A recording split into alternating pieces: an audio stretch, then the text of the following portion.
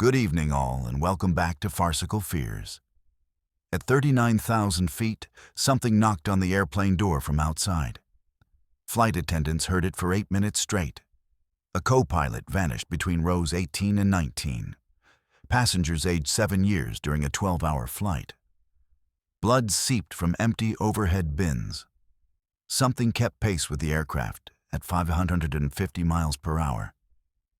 The black box recorded a voice speaking an unknown language. If you're new here, subscribe to Farcical Fears for daily true horror content that will keep you up at night, and hit that notification bell so you never miss when the darkness calls. These 10 passengers wish they never boarded these flights. Real cases, real evidence, real terror. Number 7 involves passengers who got off the plane biologically older than when they boarded. Let's start with the screaming in seat 23F. Story 1. The screaming in 23F. The entire cabin heard it. A high-pitched, desperate scream coming from seat 23F. The problem? The seat was completely empty. Flight attendant Marcus Chen stood frozen in the aisle, staring at the vacant seat as the screaming continued for a full 30 seconds. Passengers covered their ears. Some were crying, and the seatbelt on 23F was fastened as if someone invisible was strapped in, shrieking in agony. But what happened next changed everything. Let me take you back to September 14th, 2021. American Airlines Flight 1843 departed from Chicago O'Hare at 6:47 p.m., heading to Los Angeles. It was a routine evening flight, nothing special. Among the 147 passengers was Tessa Monroe, a 29-year-old travel blogger sitting in seat 24F, one row behind the empty 23F. The flight was only half full, so scattered empty seats weren't unusual. Tessa noticed 23F immediately because during the safety demonstration, the seat appeared to be vibrating slightly. At first, Tessa thought it was engine vibration traveling through the frame. She'd flown hundreds of times for her blog and knew aircraft sounds. But this was different. The vibration was isolated to that one seat. She watched it during takeoff, mesmerized by the subtle trembling of the headrest. 20 minutes into the flight, cruising at 35,000 feet, Tessa noticed something else. The seatbelt on 23F was fastened. She distinctly remembered it hanging loose during boarding. Now it was clicked and tightened, as if securing an invisible passenger. What she didn't know was that 3 other passengers had noticed the same thing. Here's where it gets worse. At 7:32 p.m., about 45 minutes into the flight, passenger David Park in seat 22E called a flight attendant. He was sitting across the aisle from 23F and complained about the temperature. He said the area around that seat felt like a freezer, at least 20 degrees colder than the rest of the cabin. Flight attendant Marcus Chen checked the overhead vents. All closed. He put his hand near 23F and felt it himself. A pocket of frigid air surrounding that seat like an invisible bubble. Marcus radioed the cockpit about a possible climate control malfunction. The captain noted it for the maintenance log, but said to monitor it. What happened next made monitoring impossible. At 8:03 p.m., 1 hour and 16 minutes into the flight, it started. A faint whimpering sound, like someone crying softly. Tessa heard it first. She looked around thinking a child was upset. But the sound was coming from directly in front of her. From 23F. Within 30 seconds, the whimpering grew louder, transforming into sobbing. Full-body sobbing sounds. Passengers started looking around, confused. Marcus Chen rushed down the aisle, and that's when the sobbing erupted into screaming. Piercing, agonized screaming that filled the entire cabin. The empty seat shook violently. The seatbelt strained as if restraining someone thrashing against it. And the screaming continued. Passengers panicked. Some unbuckled and moved to other seats. Parents covered their children's ears. Marcus stood paralyzed because he could see there was nothing in the seat, but he could hear it screaming. Another flight attendant, Jennifer Park, arrived with a tablet. She started recording video. The audio picked up the screaming clearly. The camera showed an empty seat. For 28 seconds, the screaming continued, then stopped abruptly, like someone flipped a switch. Total silence. The seat stopped shaking. The seatbelt hung loose again, unbuckled. 147 passengers and 6 crew members had just witnessed something impossible. Captain Richard Hayes made an immediate decision. Emergency landing. He diverted to Denver International Airport, citing a security concern. He didn't mention screaming seats in his radio communication because how do you explain that to air traffic control? The plane landed 22 minutes later. Airport security boarded with FBI agents because the captain had used security code words. They interviewed passengers. 31 people had recorded video or audio on their phones. Every recording captured the screaming. Every video showed an empty seat. The FBI confiscated 14 phones for evidence. Most were returned within 48 hours with the videos deleted. Ground crew inspected seat 23F with FAA investigators present. They removed the seat cushion for examination. Beneath the cushion fabric, pressed into the foam padding, were handprints, but not on top of the foam. The prints were pressed from inside the cushion outward, as if someone had been trapped inside the seat itself, pushing desperately to escape. Forensic analysis of the impressions showed they were made by human hands, adult-sized, with enough force to compress industrial-grade foam by 3 inches. The temperature around the seat remained 18 degrees colder than ambient cabin temperature for 6 hours after landing. No mechanical explanation was ever found. Here's what American Airlines didn't want publicized. 3 months before Flight 1843, on June 9, 2021, a passenger named Michael Garrett died in seat 23F on that exact aircraft during a flight from Dallas to Phoenix. Cardiac arrest at 33,000 feet. Paramedics pronounced him dead on arrival. The aircraft, tail number N4738J, remained in service.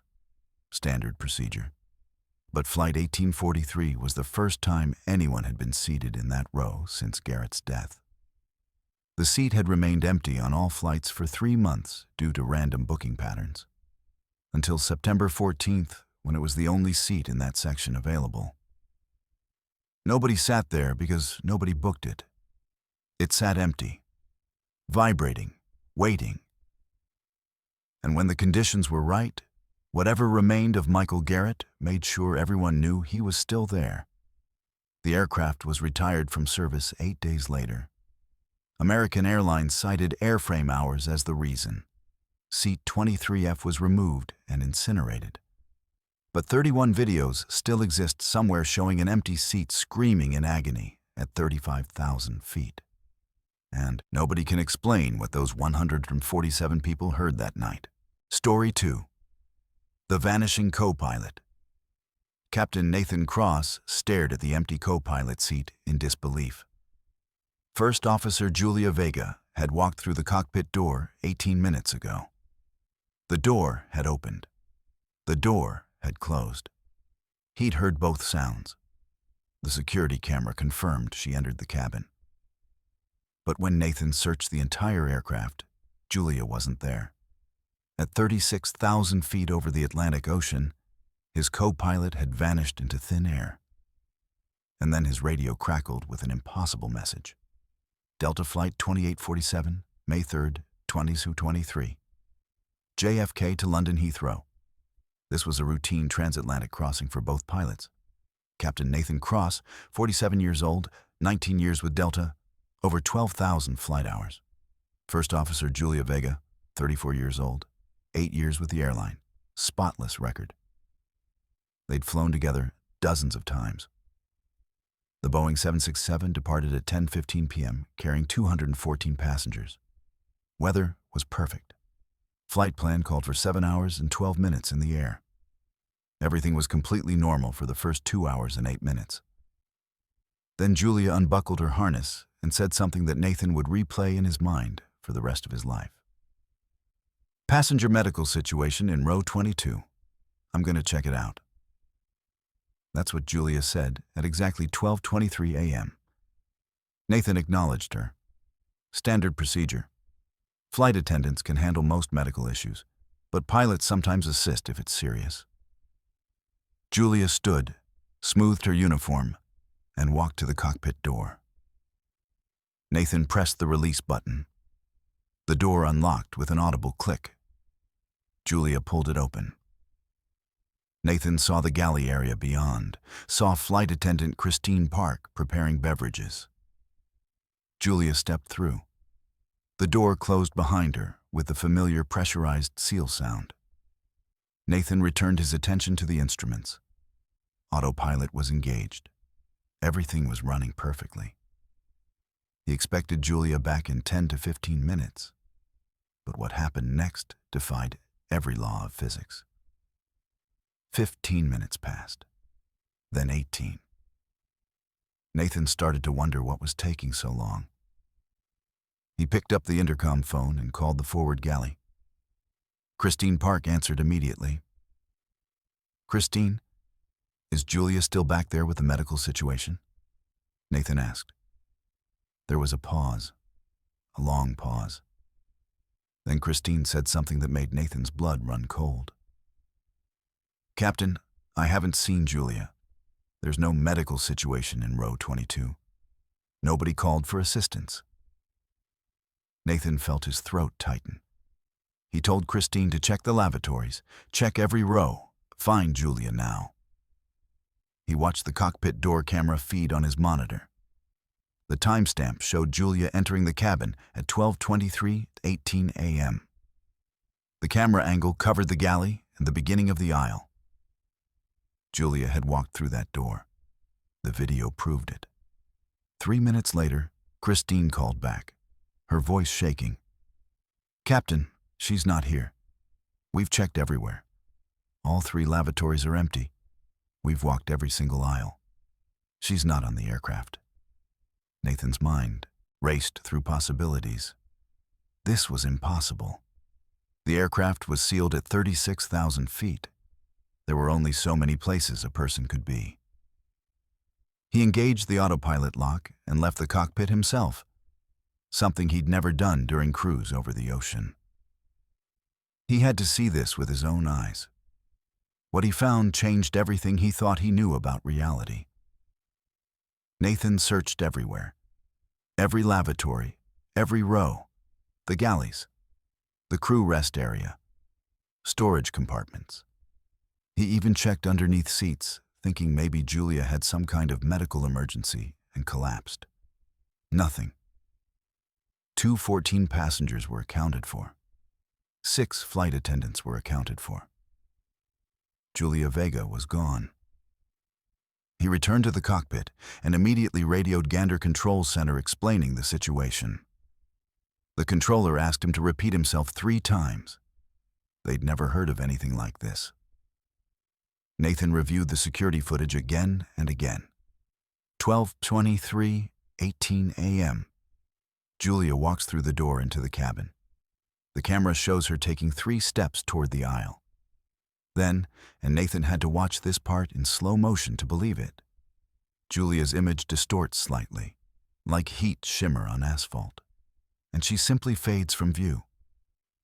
Not walking out of frame, not collapsing, fading, like she was erased from existence between one frame and the next. But here's where it becomes absolutely terrifying. At 1:47 a.m., 84 minutes after Julia disappeared, London Heathrow Airport contacted the flight. They had Julia Vega in their custody. She had appeared at the baggage claim area of Terminal 5, wearing her Delta uniform, completely disoriented and confused. Airport security detained her thinking she was an imposter because Flight 2847 hadn't landed yet. It was still 4 hours away, somewhere over the Atlantic Ocean. Julia had no memory of how she got there. The last thing she remembered was opening the cockpit door to check on a passenger medical issue. Then she was standing in Heathrow baggage claim with security guards surrounding her. When Flight 2847 finally landed at 5:52 a.m. London time, Nathan Cross was met by Delta executives, FAA investigators, and UK aviation authorities. Julia was brought to the aircraft in a security vehicle. Nathan saw her through the window, and the look on her face was pure terror. She didn't understand what had happened. Medical examination showed she was completely healthy. Psychological evaluation found no signs of deception or mental breakdown. Toxicology was clean. The security footage from Heathrow showed Julia materializing in the baggage claim at 1:47 a.m. exactly. One frame the space was empty. The next frame Julia Vega was standing there, swaying slightly, looking around in confusion. The footage from Flight 2847 showed her vanishing at 12:23 a.m. She had ceased to exist on the aircraft and simultaneously existed at the destination 4 hours before the plane arrived. Delta Airlines grounded both pilots pending investigation. The FAA reviewed every second of cockpit voice recorder data. The aircraft underwent complete technical inspection. No equipment malfunction was found. No drugs, no alcohol, no conspiracy, no rational explanation. 6 flight attendants testified they never saw Julia after she left the cockpit. 214 passengers were interviewed. None reported seeing First Officer Vega in the cabin at any point during the flight. Julia Vega herself underwent 3 months of medical and psychological testing. Every test came back normal. She had no explanation for what happened. She lost 84 minutes of her life and gained the ability to teleport 3,000 miles instantaneously, but only once, and only that one night. Here's what keeps me awake thinking about this case. Julia's smartwatch recorded her biometric data continuously. At 12:23 a.m., her heart rate was 68 beats per minute, normal. At 12:24 a.m., her watch recorded no data. 0, as if she didn't exist. This continued until 1:47 a.m., when her biometrics suddenly resumed showing 142 beats per minute, extreme stress. For 84 minutes, Julia Vega's body was not present in our reality, according to every piece of wearable technology she had on. She vanished from a sealed aircraft at cruising altitude and reappeared at the destination airport before the plane landed. Delta quietly reassigned both pilots to ground positions. The aircraft, registration N1605, remains in service, but that particular cockpit door was replaced even though nothing was mechanically wrong with it. And sometimes, late at night, pilots who fly that aircraft report hearing the door open and close when no one is there. They hear footsteps walking through the door. But when they check the camera, the galley is empty. Whatever happened to Julia Vega that night opened something that refuses to close. And nobody knows if it could happen again. Story 3. The Thing That Followed Flight 828. Marcus Rhett pressed his face against the window at 40,000 feet and watched something impossible keep perfect pace with the aircraft. It wasn't clouds. It wasn't another plane. It was massive, humanoid, and it had just turned its head to look directly at him. Flight attendant Samira Khan stood behind Marcus, her hand covering her mouth, staring at the same thing. The shape had been following Lufthansa Flight 828 for 9 minutes. And then it did something that made 7 passengers scream at once. November 4th, 2022. Lufthansa Flight 828, Frankfurt to Boston. This was a routine transatlantic crossing, a route flown thousands of times per year. The Boeing 747 departed at 6:15 p.m. local time, carrying 347 passengers and 16 crew members. Marcus Rhett, a 38-year-old aerospace engineer from Seattle, had booked window seat 14A specifically because he loved watching the physics of flight in action. He'd flown this route before for work. Everything about this flight seemed completely normal for the first 4 hours. They were over the North Atlantic. The sun had set hours ago, and most passengers were sleeping or watching movies. Marcus was reviewing technical documents on his laptop when he glanced out the window at 10:47 p.m. and saw something that made his engineering degree completely useless. At first, he thought it was his eyes adjusting to the darkness outside. A shadow, a trick of moonlight on clouds. But the shape was too distinct, too solid. It was moving alongside the aircraft about 200 feet away, matching their speed exactly. Marcus knew they were traveling at approximately 550 miles per hour. Whatever was out there was keeping perfect pace without any visible means of propulsion. No wings, no engines, no helicopter rotors. Just a dark silhouette against the slightly lighter sky. The shape was enormous, maybe 40 feet tall, with an elongated body and what appeared to be limbs that were far too long for any human proportion. Marcus felt his heart rate spike. He pressed the call button for the flight attendant. Samira Khan had been with Lufthansa for 6 years and had seen her share of nervous passengers.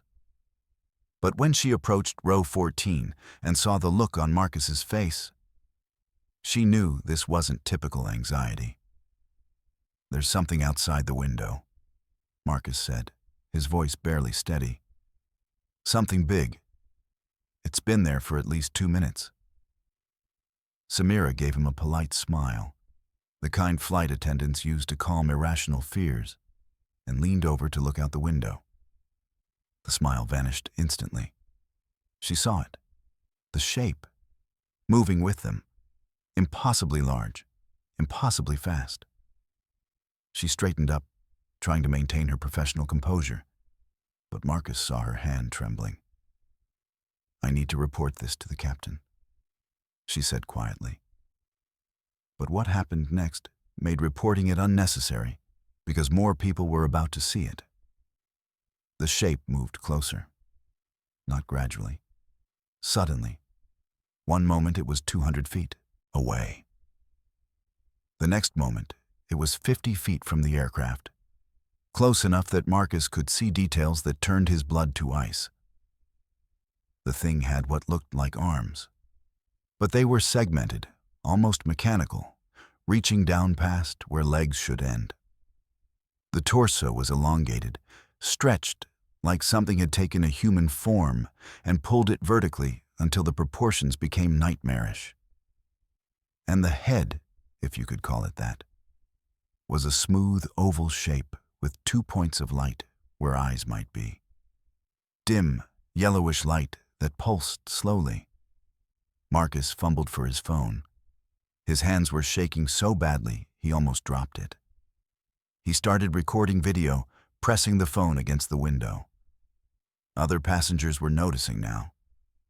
The woman in 14B leaned over and gasped. The man in 13A stood up to look. Within 60 seconds, 7 passengers in the window seats were staring at the thing keeping pace with their aircraft at 40,000 feet. Samira had rushed to get her supervisor, lead flight attendant Klaus Werner.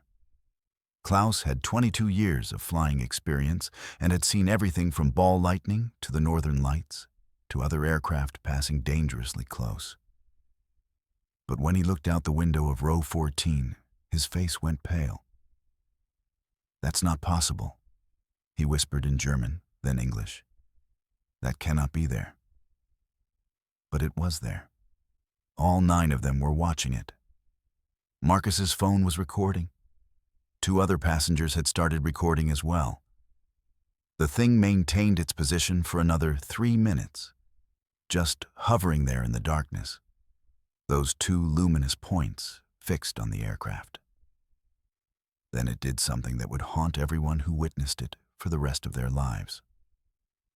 The shape turned its head, not the whole body, just the head, rotating smoothly to face the windows directly.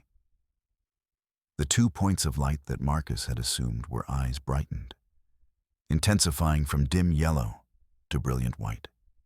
The passengers at the windows could see their own reflections in the glass, could see the horror on their own faces. And behind them, through the glass, those two lights staring back. One passenger, Sarah Chen in seat 15A, started crying. Another, Thomas Brandt in 13A, backed away from the window so fast he stumbled into the aisle. Marcus kept recording, his engineer's mind screaming that this violated every principle of aerodynamics, of physics, of biology. You cannot have a 40-foot entity maintaining 550 miles per hour alongside an aircraft at 40,000 feet, where the temperature is negative 60 degrees Fahrenheit and there's almost no oxygen. But there it was, looking at them. Then it dropped. Not fell. Dropped. Like someone cut the strings on a puppet. The shape plummeted straight down, vanishing into the darkness of the ocean 40,000 feet below. 1 second it was there. The next second it was gone. The entire sighting had lasted 9 minutes and 34 seconds, according to Marcus's phone timestamp. Klaus Werner immediately went to the cockpit to inform Captain Heinrich Müller. The captain contacted Gander Oceanic Control and reported an unidentified object observed by multiple passengers and crew. Gander asked for details. When Heinrich described it, there was a long pause before the controller responded, "Please confirm, you're reporting a visual sighting of an unidentified object, not on radar." Heinrich confirmed. The object never appeared on the aircraft's radar or traffic collision avoidance system. It was invisible to every electronic sensor on the aircraft. But 9 people saw it with their own eyes, and 3 people recorded it on their phones. When Flight 828 landed in Boston at 11:52 p.m. local time, Homeland Security and FAA investigators were waiting. They interviewed all 9 witnesses separately. Every account was consistent. Large humanoid shape, no visible propulsion, 2 luminous points, maintained speed for 9 minutes, dropped straight down. The investigators collected the 3 phones with video footage. Marcus demanded a receipt and copies. They provided the receipt, but said the footage needed analysis. Marcus never got his original video back, but he had already uploaded it to cloud storage during the flight when Wi-Fi was available. The video shows exactly what he described: a dark, elongated shape against the lighter night sky. 2 points of light, movement that matches the aircraft's speed. The footage is shaky, grainy, but undeniably there. Here's what makes this case truly terrifying. 2 months after Flight 828, radar data from that night was quietly declassified by the U.S. military. An unidentified object was tracked over the North Atlantic at the exact time and location of the sighting. The object maintained altitude between 38,000 and 42,000 feet for 11 minutes, matching the flight path of Lufthansa 828. Then the radar signature vanished, not by moving away, but by simply disappearing from the system. The military designated it as a UAP, unidentified aerial phenomenon, and classified the full report. But the summary that leaked showed the object's radar cross-section was enormous, roughly the size of a small bus, and it moved with precision that no known aircraft could match. Whatever Marcus Rett and 8 other people saw that night was real. It was tracked, it was documented, and it was following them. Marcus still flies for work, but he refuses window seats now. He was interviewed by 3 separate UAP research organizations, and his account never changed. The video he uploaded has been analyzed by imaging experts who confirmed it hasn't been altered or manipulated. Samira Khan transferred to domestic routes only and won't discuss what she saw. Klaus Werner retired early, 6 months after the incident, and moved to a small town in Bavaria where he doesn't have to look at the sky.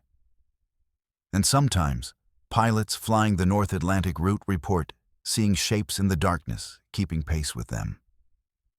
Air traffic controllers have learned not to ask too many questions. They just log it as a visual sighting and move on. Because the thing that followed Flight 828 that night proved something that aviation authorities don't want to acknowledge. We are not alone up there. And whatever shares the sky with us at 40,000 feet doesn't follow our rules of physics. It just watches and waits. And occasionally, it gets close enough to let us see it. Marcus Rhett's final statement to investigators summed it up perfectly. I've spent my entire career understanding how things fly. That thing outside our window shouldn't be able to exist, let alone fly. But it was there, and it was looking at us like it knew exactly what we were. Story 4. The emergency landing that never happened. Carmen Flores sat in seat 17C holding her emergency landing boarding pass from Albuquerque Airport, Gate B7. She remembered every detail. The small terminal, the CNN broadcast showing a basketball game on the monitors, the maintenance crew that boarded the plane. She remembered all of it. The problem: Southwest Airlines has no record of Flight 3392 ever landing in Albuquerque. According to official flight tracking data, her plane flew straight from Phoenix to Dallas with no stops. But 47 passengers have identical memories of a 40-minute emergency landing that, according to every computer system and airline record, never happened. What those passengers experienced that day changed everything they thought they knew about reality. August 19, 2023. Southwest Flight 3392 departed Phoenix Sky Harbor at 2:15 p.m., heading to Dallas Love Field. It was a typical Saturday afternoon flight, mostly leisure travelers and families. Carmen Flores, a 34-year-old high school teacher from Austin, was returning from visiting her sister. She had the aisle seat in row 17. The flight was supposed to be 2 hours and 28 minutes, completely routine. For the first 47 minutes, it was exactly that. Standard taxi, normal takeoff, smooth climb to cruising altitude. The flight attendants had just started beverage service when the turbulence hit. But this wasn't normal turbulence. The aircraft dropped suddenly, violently.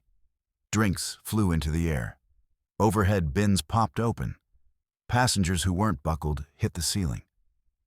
Carmen gripped her armrests as the plane shook so hard she could hear metal creaking. The oxygen masks deployed with a loud pop, and yellow masks dangled in front of every seat. People were screaming. A child 3 rows back was crying hysterically. Then the captain's voice came over the intercom. Steady but urgent. Ladies and gentlemen, we're experiencing severe technical difficulties. We're making an emergency landing in Albuquerque. Flight attendants, prepare the cabin for emergency landing. Carmen felt her stomach drop. This was really happening. She pulled the oxygen mask to her face with shaking hands and assumed the brace position she'd seen demonstrated hundreds of times, but never thought she'd need. The descent felt wrong. Too fast. Carmen could feel the pressure change in her ears, could feel the aircraft banking hard. She looked out the window across the row and saw the ground approaching much faster than a normal landing. The landing gear deployed with a heavy thunk that vibrated through the entire fuselage. People were praying out loud. Carmen closed her eyes and thought about her daughter. Then the wheels hit the runway, hard, and the aircraft bounced once before settling. The brakes engaged with a sound like a freight train stopping. They were down. They were safe. The cabin erupted in nervous applause and crying. Carmen realized she'd been holding her breath, but what happened next was things stopped making sense. The aircraft taxied for what felt like 5 minutes before coming to a stop. Through the window, Carmen could see a small terminal building, single-story, tan-colored exterior. The jetway approached and connected with a mechanical clunk. The captain announced they were at Albuquerque International Sunport Gate B7, and maintenance crews would inspect the aircraft before they could continue to Dallas. Passengers would remain seated. Carmen checked her phone. No service. That was odd, but she assumed the airport Wi-Fi wasn't connecting. Other passengers around her were having the same issue. No texts were sending. No calls would connect. David Park, the businessman in 17B, turned to Carmen and said, "My phone says it's 3:42 p.m., but we only left Phoenix an hour and a half ago. Time zones shouldn't make it that late." Carmen checked her phone. 3:42 p.m. The math didn't work. Something felt off. The cabin door opened, and maintenance personnel in bright yellow vests boarded. They moved through the cabin, checking overhead compartments, speaking to the flight attendants in hushed tones. They spent extra time in the cockpit. Carmen watched them through the open cockpit door, saw them examining instruments, pointing at screens. One of them was shaking his head. This went on for 40 minutes. 40 long, silent minutes where passengers sat in an eerie stillness. No one quite sure what was happening. Some people tried to stand and were told by flight attendants to remain seated. Carmen looked out the window again. The terminal looked empty. She could see into the windows, and there were people inside, but everything looked slightly wrong. The colors seemed faded. The CNN broadcast on a visible TV screen showed a basketball game, but the graphics looked old, outdated. Then the captain's voice returned. "Ladies and gentlemen, thank you for your patience. The maintenance team has completed their inspection, and we've been cleared to continue to Dallas. Flight attendants, prepare for departure." That was it. No explanation of what the problem was. No apology for the scare. The maintenance crew exited, the jetway retracted, and the aircraft pushed back from Gate B7. They taxied to a runway and took off again. Carmen watched Albuquerque disappear below them. The rest of the flight to Dallas was completely normal. Smooth, quiet. They landed at Love Field at 5:33 p.m. local time. When Carmen deplaned and checked her phone in the terminal, service returned immediately. But something was wrong. She had no photos from Albuquerque. She distinctly remembered trying to text her daughter during the emergency landing, but there were no failed messages in her sent folder. No timestamp showing she'd attempted communication. It was as if those 40 minutes in Albuquerque had been erased from her phone's memory. Carmen thought it was a technical glitch until she overheard David Park from her row talking to his wife on the phone. "No, we made an emergency. Landing in Albuquerque," he was saying, frustration in his voice. "I'm not confused. We were on the ground for 40 minutes. Carmen approached him. "Your wife doesn't believe you either?" she asked. David looked relieved that someone else remembered. "She's showing me the flight tracker. It says we flew straight from Phoenix to Dallas. But we were in Albuquerque. I saw it." Carmen pulled up the Southwest Airlines app on her phone. Flight 3392, Phoenix to Dallas. Status, on time, direct flight. No stops, no delays. She looked at David in confusion. They found others. The woman from 16A remembered Albuquerque. The family in row 14 remembered it. The elderly couple in row 22 remembered it.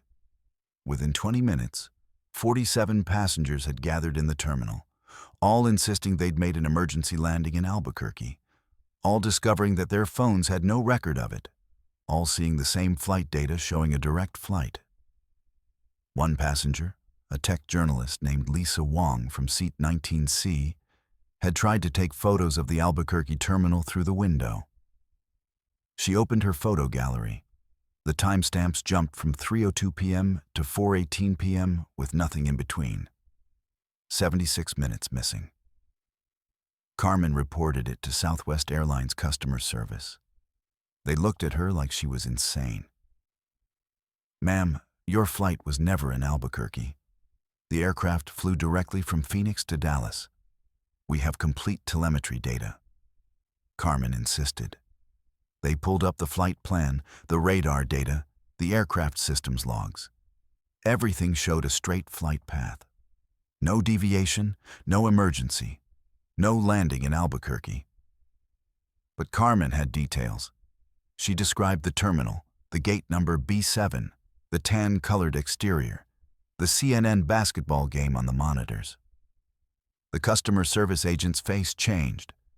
She excused herself and returned with a supervisor. The supervisor, a man named Robert Chen, asked Carmen to describe everything again. She did. He asked about the maintenance crew. She described their yellow vests, their equipment, their conversations in the cockpit. Robert's expression became very serious. "Ms. Flores, Gate B7 at Albuquerque Sunport was permanently closed in 2019. It hasn't been in use for 4 years. And we don't have maintenance crews that board aircraft in yellow vests. Our maintenance personnel wear blue." Carmen felt cold. "I know what I saw," she said. Robert nodded slowly. "I believe you saw something. But according to every system we have, your aircraft was never there." Over the next 2 weeks, all 47 passengers who remembered the emergency landing were contacted by Southwest Airlines and asked to provide written statements. Every account was eerily consistent. Emergency landing, Albuquerque, Gate B7, 40 minutes on the ground, maintenance crew in yellow, CNN basketball game. But here's what made investigators truly concerned. When they pulled security footage from Albuquerque Sunport for August 19, 2023, between 3 p.m. and 4:30 p.m., Gate B7 appeared on camera. The gate that had been closed since 2019 was visible. And on the video, at 3:42 p.m., a Southwest Boeing 737 was parked there. The jetway was extended. But when investigators tried to enhance the video, the image became distorted, corrupted. Every attempt to zoom in on the aircraft or read the tail number resulted in digital artifacts and static. The video was analyzed by 3 separate forensics labs. All concluded the footage was genuine, but the distortion around the aircraft was unexplainable. Here's what keeps me awake about this case. Carmen's smart watch recorded her location data continuously. At 3:42 p.m. on August 19th, her watch placed her at Albuquerque International Sunport.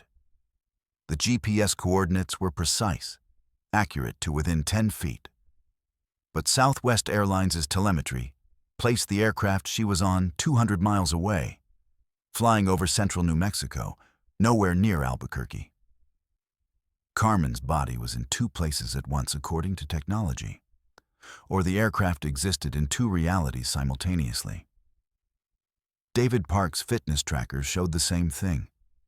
So did the smart devices of 11 other passengers. Their location data showed Albuquerque. The airline's data showed they were still in flight. The FAA launched a quiet investigation. They interviewed the pilots.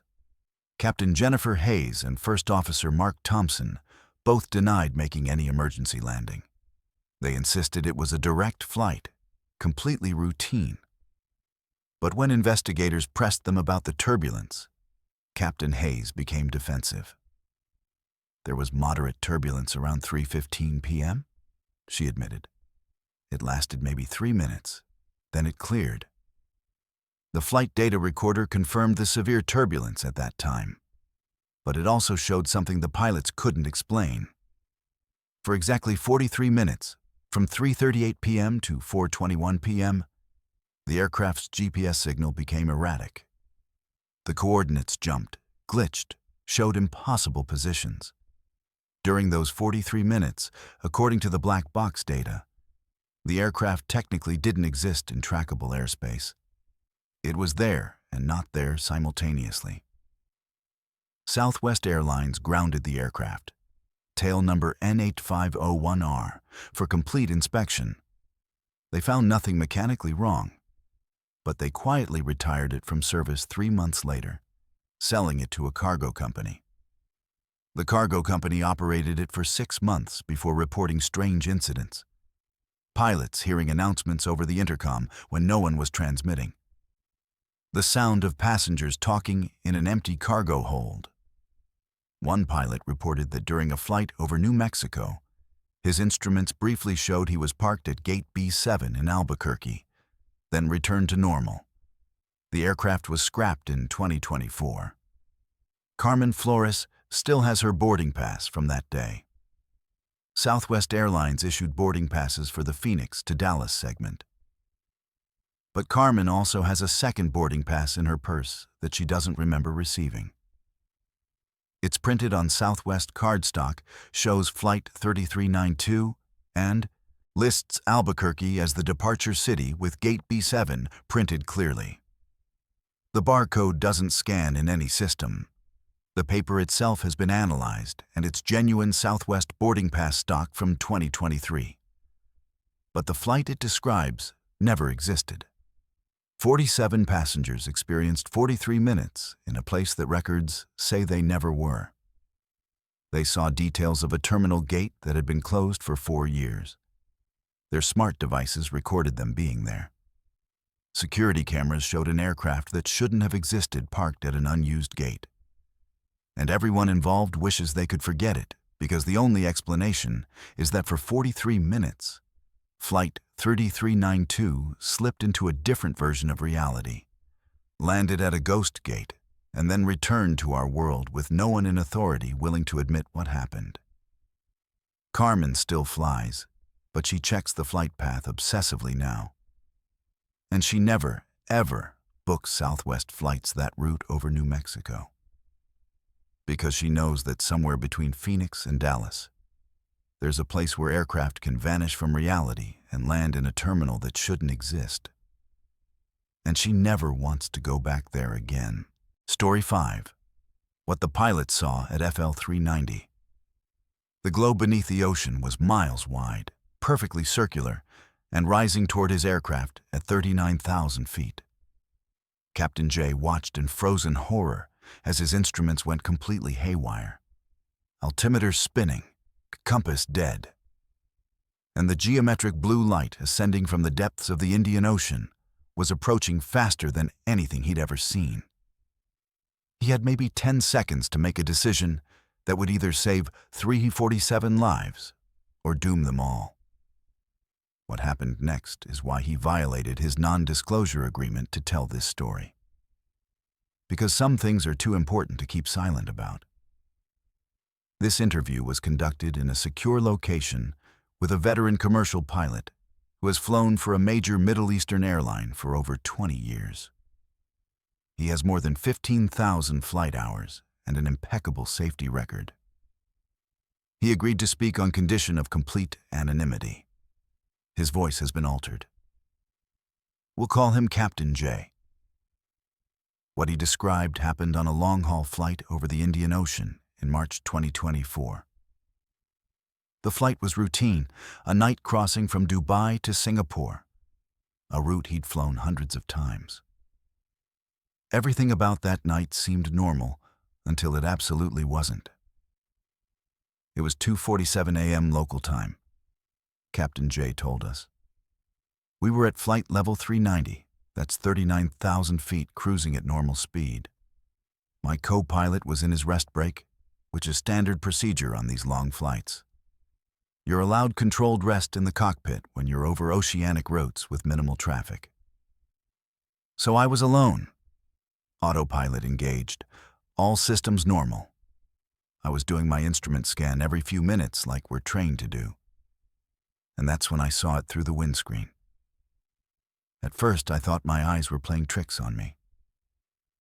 Below the aircraft, deep beneath the ocean's surface, there was a glow. Not like bioluminescence or a reflection. This was structured light, geometric, artificial looking. Captain J estimated it was at least 5 miles wide, maybe more. The light was blue, intense blue, arranged in concentric circles with perfect symmetry. He'd never seen anything like it. I thought maybe it was some kind of underwater research facility or submarine exercise, he explained. But we were 800 miles from any landmass.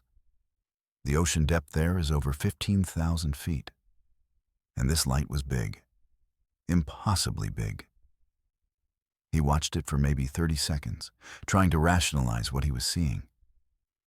Then the glow began to intensify. The circles of light grew brighter, pulsing in a rhythm that seemed almost deliberate. That's when I knew something was very wrong, Captain J said. The light started rising, not moving laterally, rising straight up toward the surface, and I realized with absolute horror that it was rising toward me.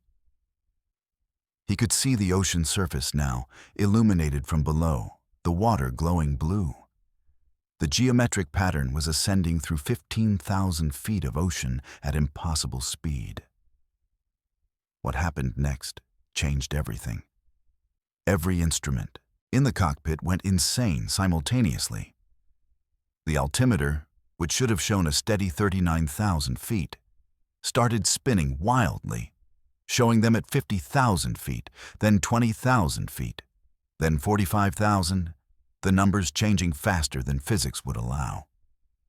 The compass, which had shown their heading as 0.95 degrees, went completely dead. The needles spun in circles before stopping at random positions. The GPS navigation system displayed error messages. The artificial horizon tilted, showing they were in a 60-degree bank when the aircraft was flying straight and level. I felt like I was losing my mind, Captain J said. My instruments were telling me we were in a death spiral, but I could feel the aircraft was stable. The autopilot was still engaged, and it was maintaining our altitude and heading based on its internal systems. But every display I could see was showing catastrophic failure.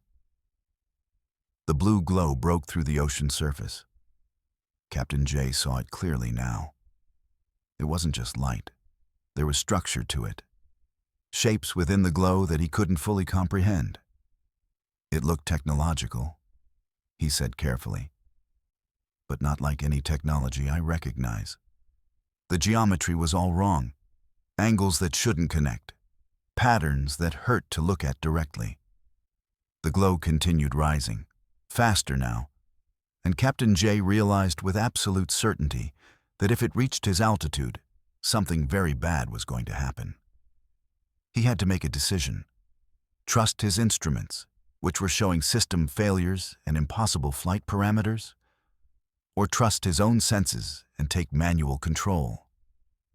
I disengaged the autopilot and grabbed the controls, Captain J said.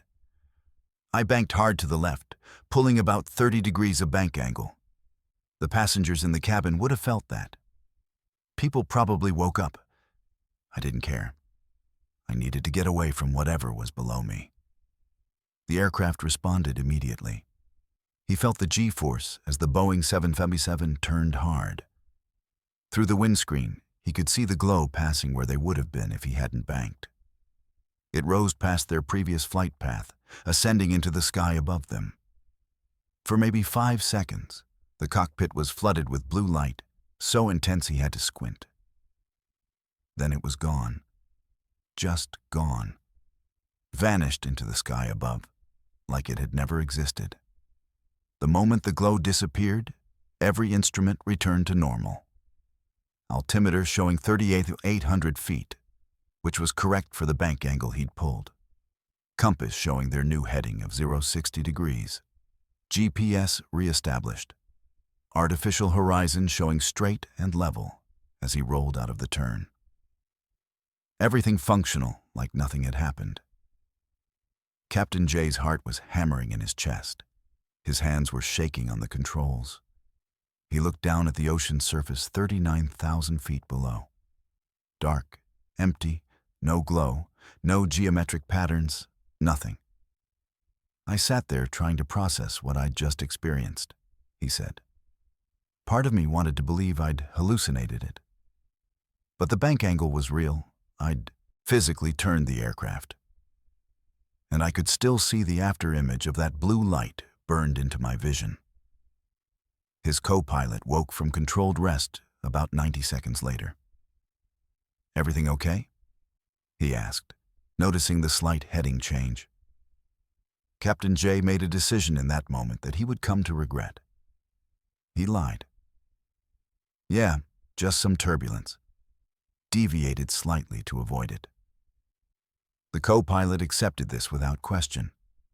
They resumed their flight to Singapore, landed normally, and completed their post-flight procedures. Captain J said nothing in the official flight report. "I convinced myself it was some kind of fatigue-related hallucination," he explained. "Night flying, long hours, your mind can play tricks. I almost let it go." But when they landed, maintenance crews did their routine inspection of the aircraft. They found something that made Captain J's blood run cold.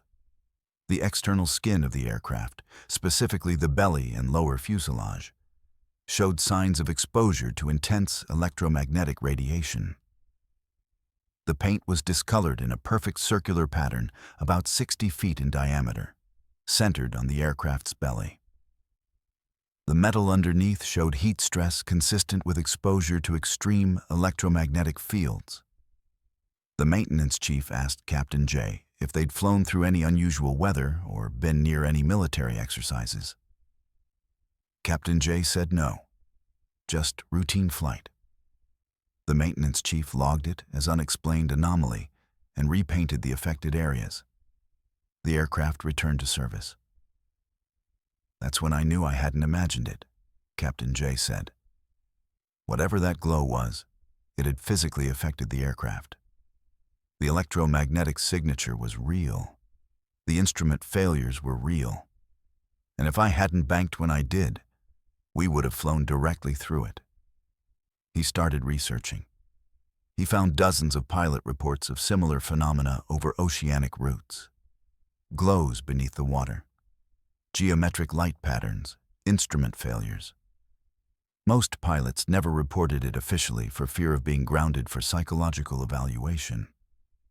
The ones who did report it had their accounts buried in classified files or dismissed as equipment malfunctions.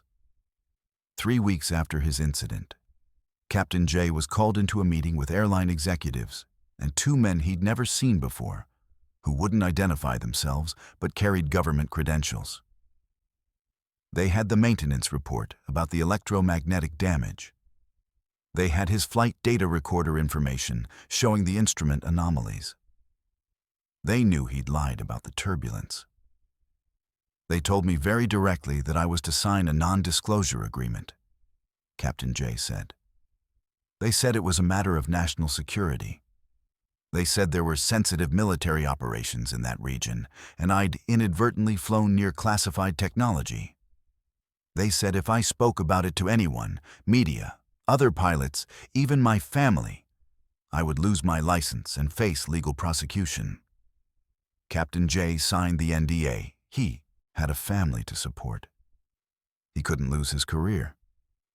But the encounter changed him.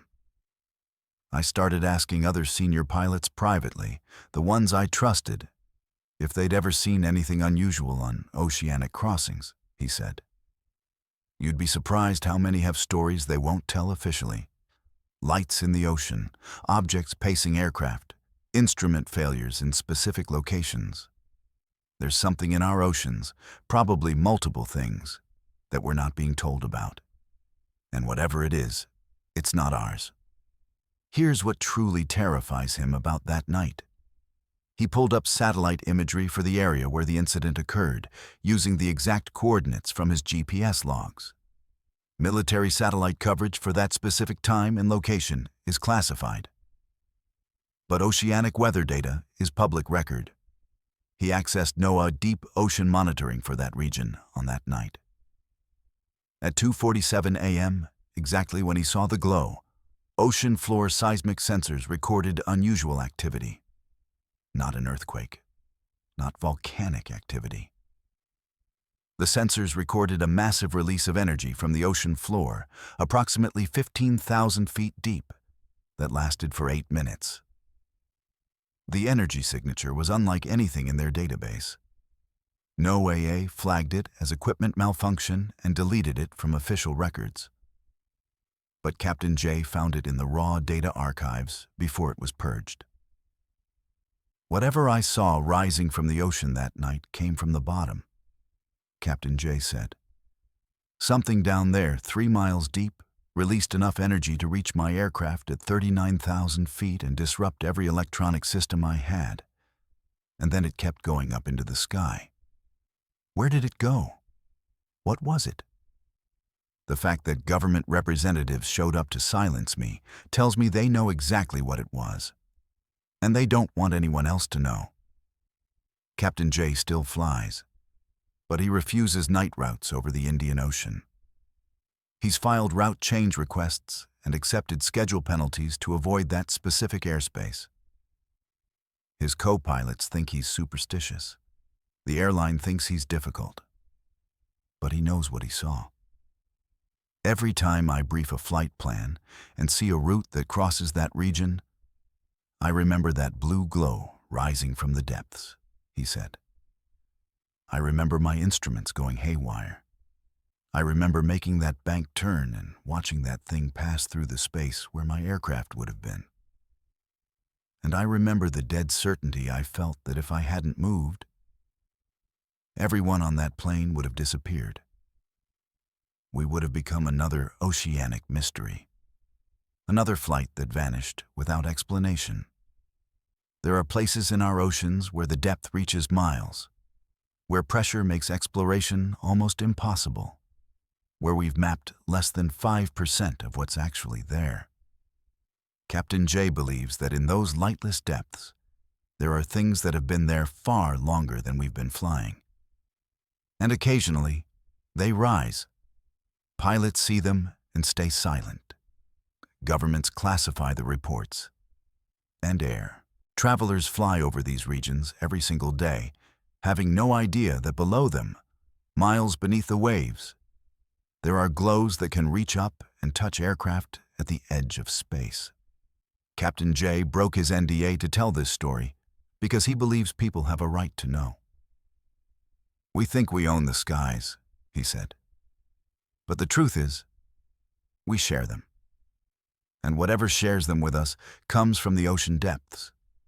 It rises when it wants to. And there's nothing we can do to stop it." I got lucky that night. I saw it early enough to avoid it. But other pilots might not be so lucky. And if you ever hear about an aircraft that disappears over oceanic routes with no distress call, no debris, no explanation, remember what I told you. Remember that there are things down there that can reach up 40,000 feet and take an aircraft right out of the sky. And nobody will ever tell you the truth about what really happened. Story 6. The Blood Rain on Flight 667. Rachel Kim looked down at the red droplet on her tray table and felt her entire body go cold. Another drop fell from above, landing next to the first one. Then another. She looked up slowly at the overhead bin directly above her seat and watched in horror as red liquid seeped through the sealed seam, dripping steadily onto her tray. Flight attendant Olivia Grant rushed over when Rachel pressed the call button, and what she saw made her freeze mid-step. The liquid was unmistakable. It was blood, and it was dripping from an overhead bin that was completely empty.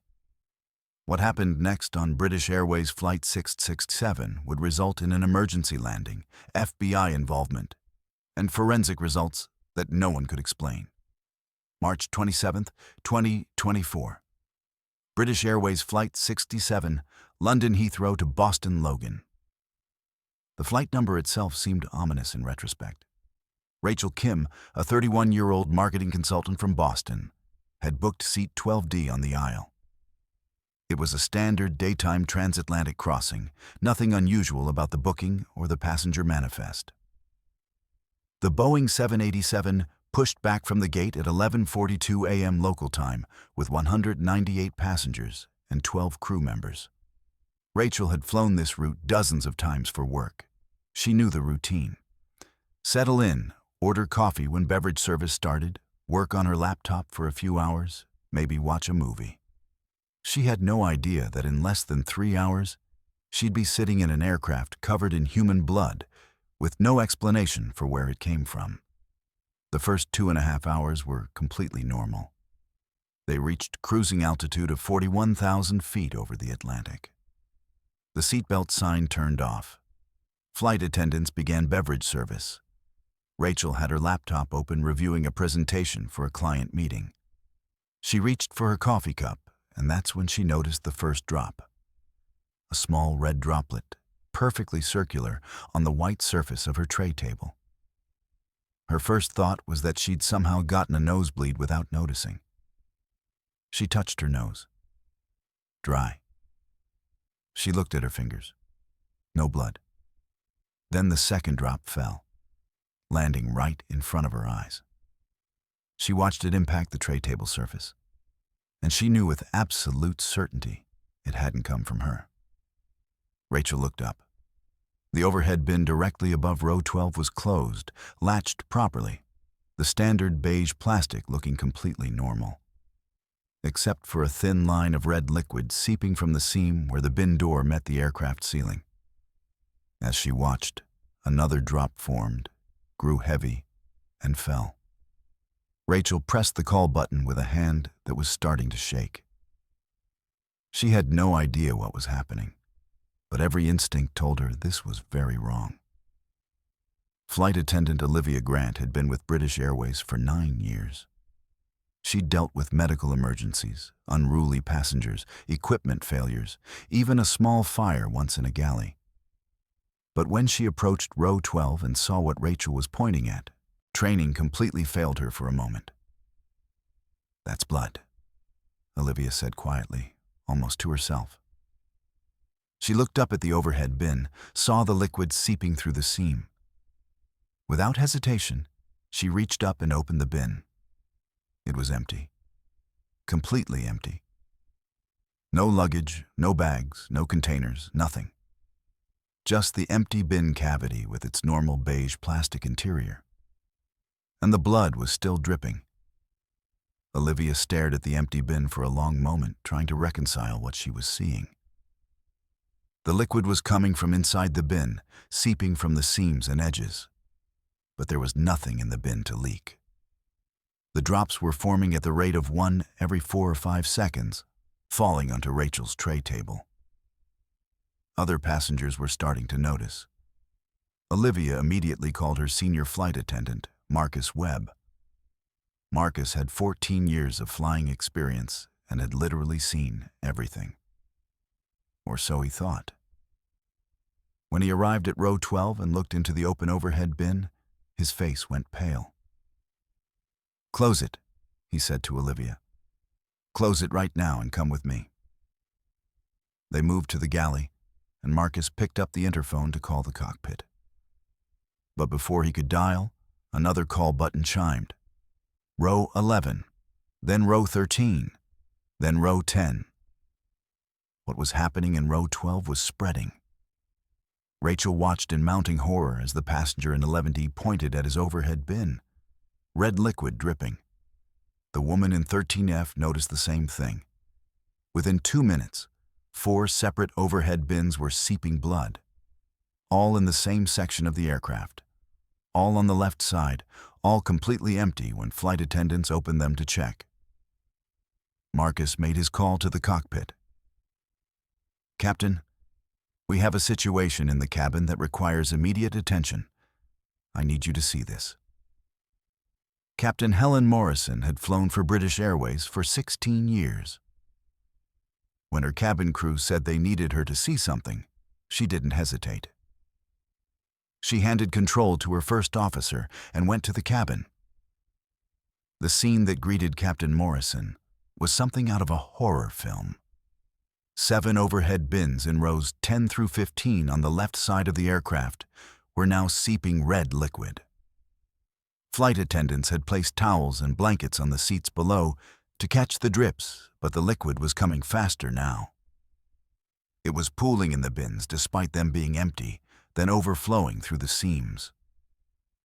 Passengers were standing in the aisles, backing away from their seats, some filming on their phones, some just staring in shock. Captain Morrison opened one of the bins herself and looked inside. Empty, bone-dry interior, but blood was dripping from the edges. She put her hand into the bin and felt along the interior surfaces, completely dry to the touch. Yet the liquid continued to drip where her hand wasn't touching. "We're making an emergency landing," Captain Morrison said to Marcus. "Right now.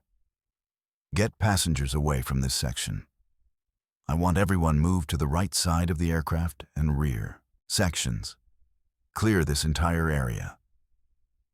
She returned to the cockpit and immediately radioed Shanwick Oceanic Control. "Shanwick, British Airways 67. We are declaring an emergency. Request immediate clearance to Halifax for emergency landing. We have unexplained liquid contamination in the cabin, possible biohazard." The controller responded with altitude and heading instructions. Captain Morrison pushed the throttles forward and began descent. They were 800 miles from Halifax. She needed to cover that distance as fast as the aircraft could safely manage. In the cabin, the situation was deteriorating. The blood, because that's what everyone was now calling it, was seeping faster. It wasn't just dripping anymore. It was flowing. Rachel Kim watched from her new seat in row 28 as the bins she'd been sitting under began to leak streams of red liquid. It poured onto the seats, onto the floor, pooling in the aisle. Flight attendants were using every towel and blanket on the aircraft to try to contain it. The smell hit next. Metallic, organic, the unmistakable smell of blood. Passengers were covering their noses. Some were crying. One woman was praying loudly in Spanish. Marcus Webb made a decision. He got plastic evidence bags from the medical kit and collected samples of the liquid dripping from 3 different bins. He sealed them carefully and labeled them with time and location. He'd worked enough medical emergency flights to know that if this was actually blood, they'd need samples for analysis. The liquid was warm to the touch, approximately body temperature. It had the right viscosity, the right color. But it was coming from empty plastic bins at 41,000 feet. Nothing about this made sense.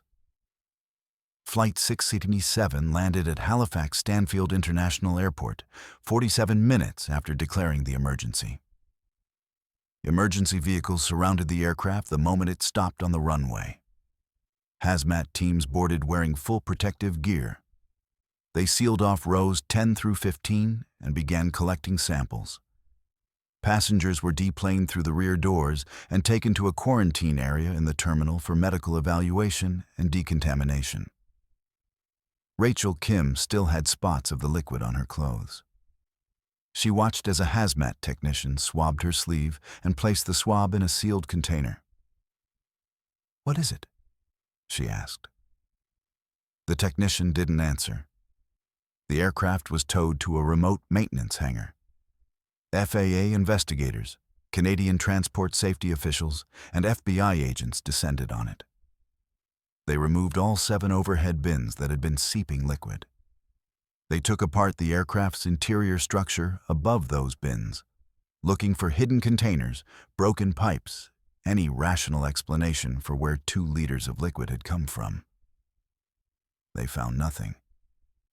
The area above the overhead bins contained only insulation, wiring, and structural supports.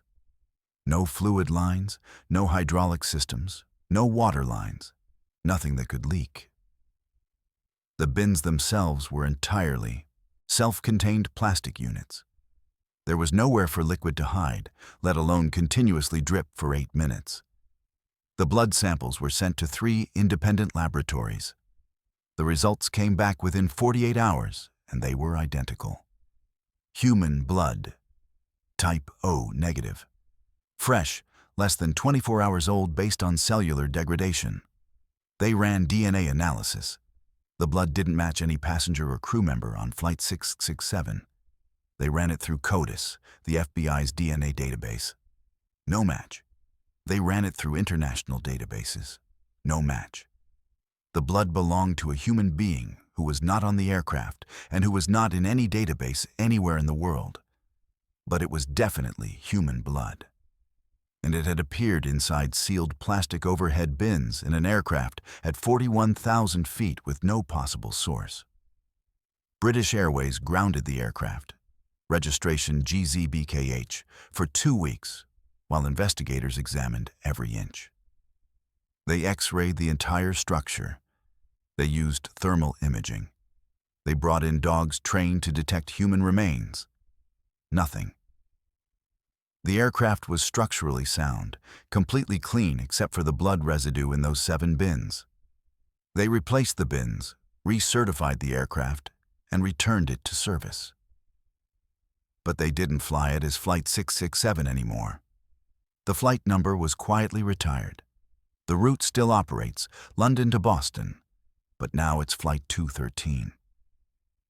Rachel Kim was interviewed 6 times by various authorities. FBI, FAA, British transport investigators, even someone from Homeland Security who wouldn't identify their specific agency. They asked her the same questions over and over. Had she noticed anything unusual during boarding? Had anyone placed items in that overhead bin? Had she seen any passengers acting strangely? The answer was always no. It had been a completely normal flight until the blood started dripping. They were looking for a rational explanation. Rachel told reporters later. They wanted it to be a prank or smuggling or some kind of hoax. But it wasn't. I watched blood seep from empty plastic bins for 8 minutes. You can't fake that. One detail emerged that British Airways tried to suppress. 3 weeks before Flight 667, a passenger had died on that aircraft during a flight from Delhi to London. A 42-year-old man named Anish Patel, traveling alone in seat 12C, suffered a massive brain hemorrhage at 39,000 feet. He died before they could make an emergency landing. The aircraft was cleaned according to standard biohazard protocols. The medical examiner's report noted significant blood loss, mostly internal, but some external. The seat and overhead bin were sanitized. The aircraft returned to service. But here's what made investigators' blood run cold. Anish Patel's blood type was O negative. And when they exhumed his body and ran a comparison DNA test, they found a match. The blood that seeped from the overhead bins on Flight 667 belonged to a man who had been dead and buried for 3 weeks. British Airways never publicly acknowledged the DNA match. The final incident report attributed the event to unexplained fluid contamination, source unknown, likely mechanical origin. But the aircraft that was once GZBKH was sold to a cargo company 2 months later. The cargo company operated it for exactly 3 flights before reporting that crew members heard dripping sounds in the empty cargo hold during night flights. The aircraft was scrapped in September 2024. Every component was recycled except for rows 10 through 15. Those were incinerated. Rachel Kim doesn't fly British Airways anymore. She changed her entire booking preferences to avoid any aircraft that might have been part of the BA fleet in 2024. People ask me if I believe in ghosts now, she said in an interview. I don't know what I believe, but I know what I saw.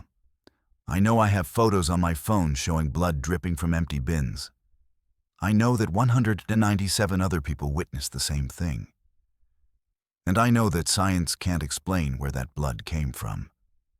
So either the laws of physics broke down on that flight, or something exists that we don't understand. Either possibility terrifies me. She still has the blazer she was wearing that day. with the bloodstains on the sleeve. She's kept it as evidence. Multiple news organizations and researchers have asked to test it. She's refused them all. "I don't need more tests," she said. "I know it's real. I was there. And I'll never forget watching that blood seep from nowhere while sitting at 41,000 feet with nowhere to run. If that can happen, if blood from a dead man can appear out of thin air on an aircraft, then nothing is safe. Nothing is certain. And everything we think we know about reality might be wrong." Story 7. The Passengers Who Aged. Gregory Walsh looked at his reflection in the bathroom mirror at LAX baggage claim and didn't recognize the face staring back. The man in the mirror had gray hair at the temples, deep wrinkles around the eyes, age spots on his hands. Gregory was 42 years old when he boarded Qantas Flight 15 in Sydney 12 hours ago. The man in the mirror looked 55, maybe older. His driver didn't recognize him. Airport security checked his passport 3 times. And he wasn't the only one. 6 other passengers from Flight 15 deplaned looking decades older than their boarding photos. This is story number 7, the one that made experienced pilots refuse to fly certain routes. And what happened to 8-year-old Emma Sutherland is why this case still haunts investigators today. June 18, 2023. Qantas Flight 15, Sydney to Los Angeles. This is one of the world's longest flights, 12 hours and 40 minutes of continuous flying over the Pacific Ocean. Gregory Walsh, an investment banker from Manhattan, had booked first-class seat 2A for a business trip. He'd flown this route before. Long, exhausting, but routine. He boarded at 10:15 a.m. looking exactly like his passport photo. Clean-shaven, dark hair with minimal gray, fit for a man in his early 40s. His Apple Watch recorded his biometric data at boarding. Heart rate 72 BPM. Blood oxygen 98%. Everything normal. What happened during those 12 hours and 40 minutes would defy every known law of biology. The flight itself was unremarkable according to all crew reports. No turbulence, no equipment malfunctions, no unusual events. Passengers ate, slept, watched movies. Gregory worked on his laptop for 3 hours, had dinner, took a sleeping pill, and dozed for about 6 hours. He woke up feeling stiff and tired, which was normal for long flights. When the cabin lights came on for landing preparation, he went to the lavatory. That's when he first noticed something wrong. His face in the small mirror looked different, more tired than usual. The lines around his eyes seemed deeper. He attributed it to dehydration and bad airplane lighting. But what happened next couldn't be explained by dehydration. When Flight 15 landed at LAX at 6:55 a.m. local time, Gregory was met at the gate by his usual car service driver, Miguel, who'd been picking him up from this flight for 3 years. Miguel looked right past him. Gregory had to call his name 3 times. When Miguel finally looked at him, his expression was confused. "Mr. Walsh?" he asked uncertainly. "Yes, it's me," Gregory replied, irritated. Miguel stared at him. "Sir, you look different. Are you feeling okay?" Gregory felt a spike of anxiety. He pulled out his phone to use the camera as a mirror. His hands looked wrong. The skin was looser, more wrinkled. Age spots he'd never had before dotted his knuckles. With shaking hands, he activated the camera. The face on the screen made him physically recoil. Gray hair, not the slight graying at his temples he'd had, but significant silver through his entire hairline. Deep wrinkles around his eyes and mouth. Jowls that hadn't existed 12 hours ago. His skin looked thinner, older, damaged by years of sun exposure he'd never had. Gregory touched his face in disbelief. The wrinkles were real, tactile, permanent. He looked like he'd aged 15 years overnight. He stumbled to the nearest bathroom, Miguel following in concern. The fluorescent lights of LAX confirmed the nightmare. The man in the mirror was old. Not elderly, but definitively in his mid-50s. Gregory felt his knees go weak. Airport security noticed the discrepancy between his passport photo and his appearance. They pulled him aside for additional screening.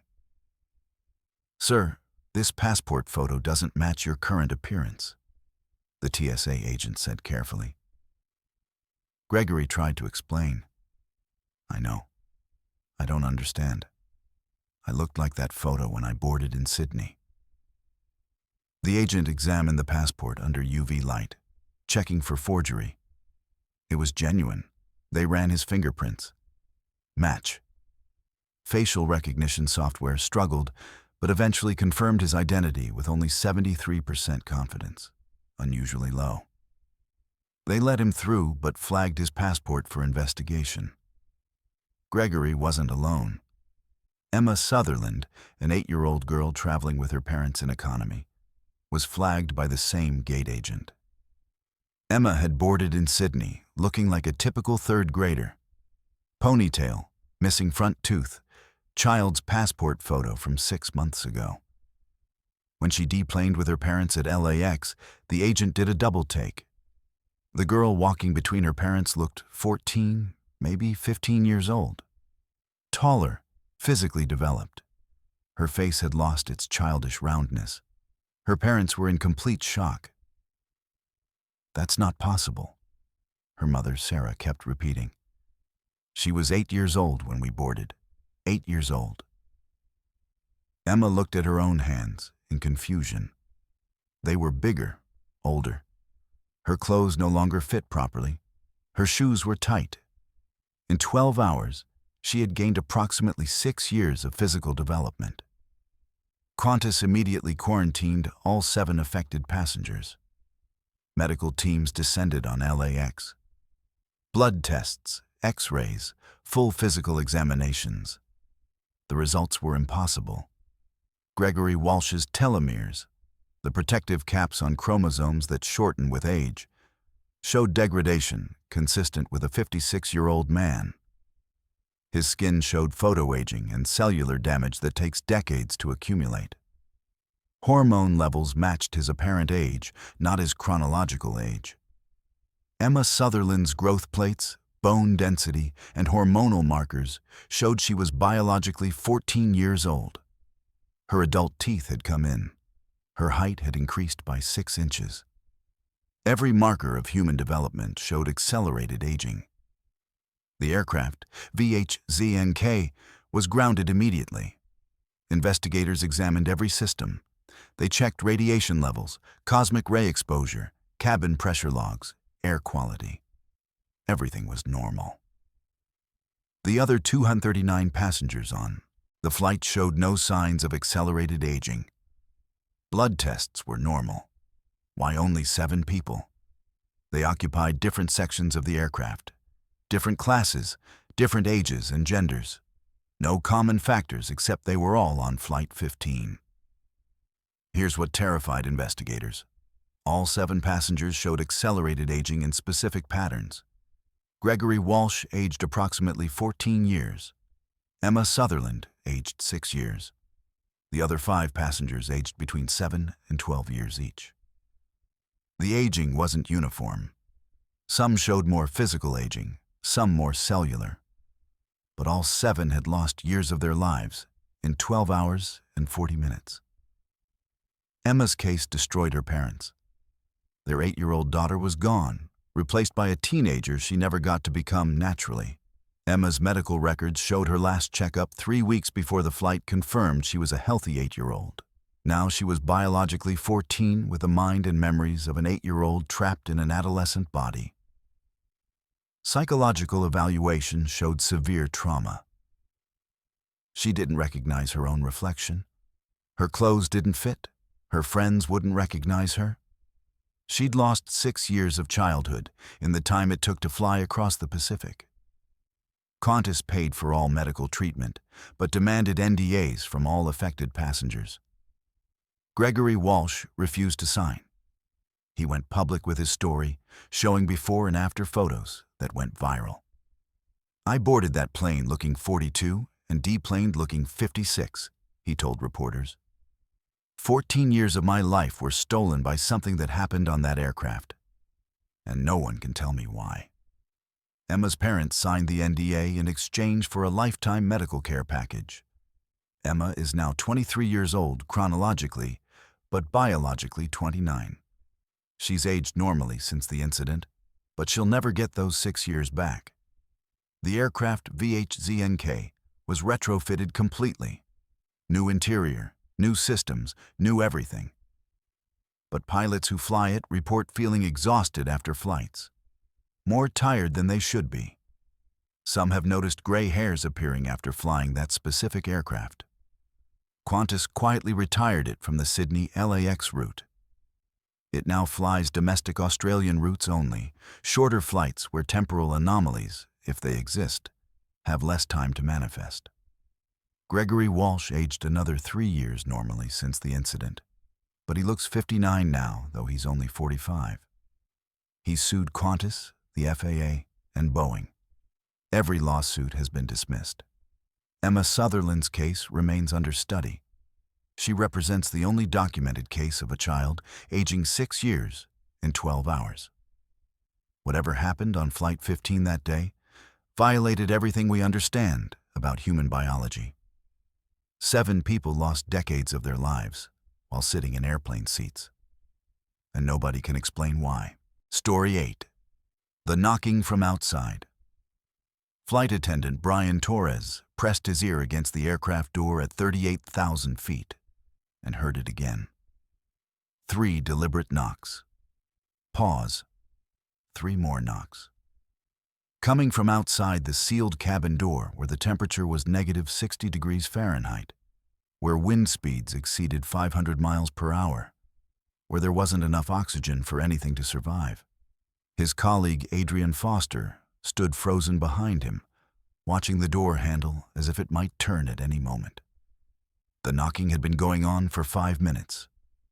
Then it stopped. 1 minute of silence. Then the pounding started, violent and desperate, like something was trying to break through.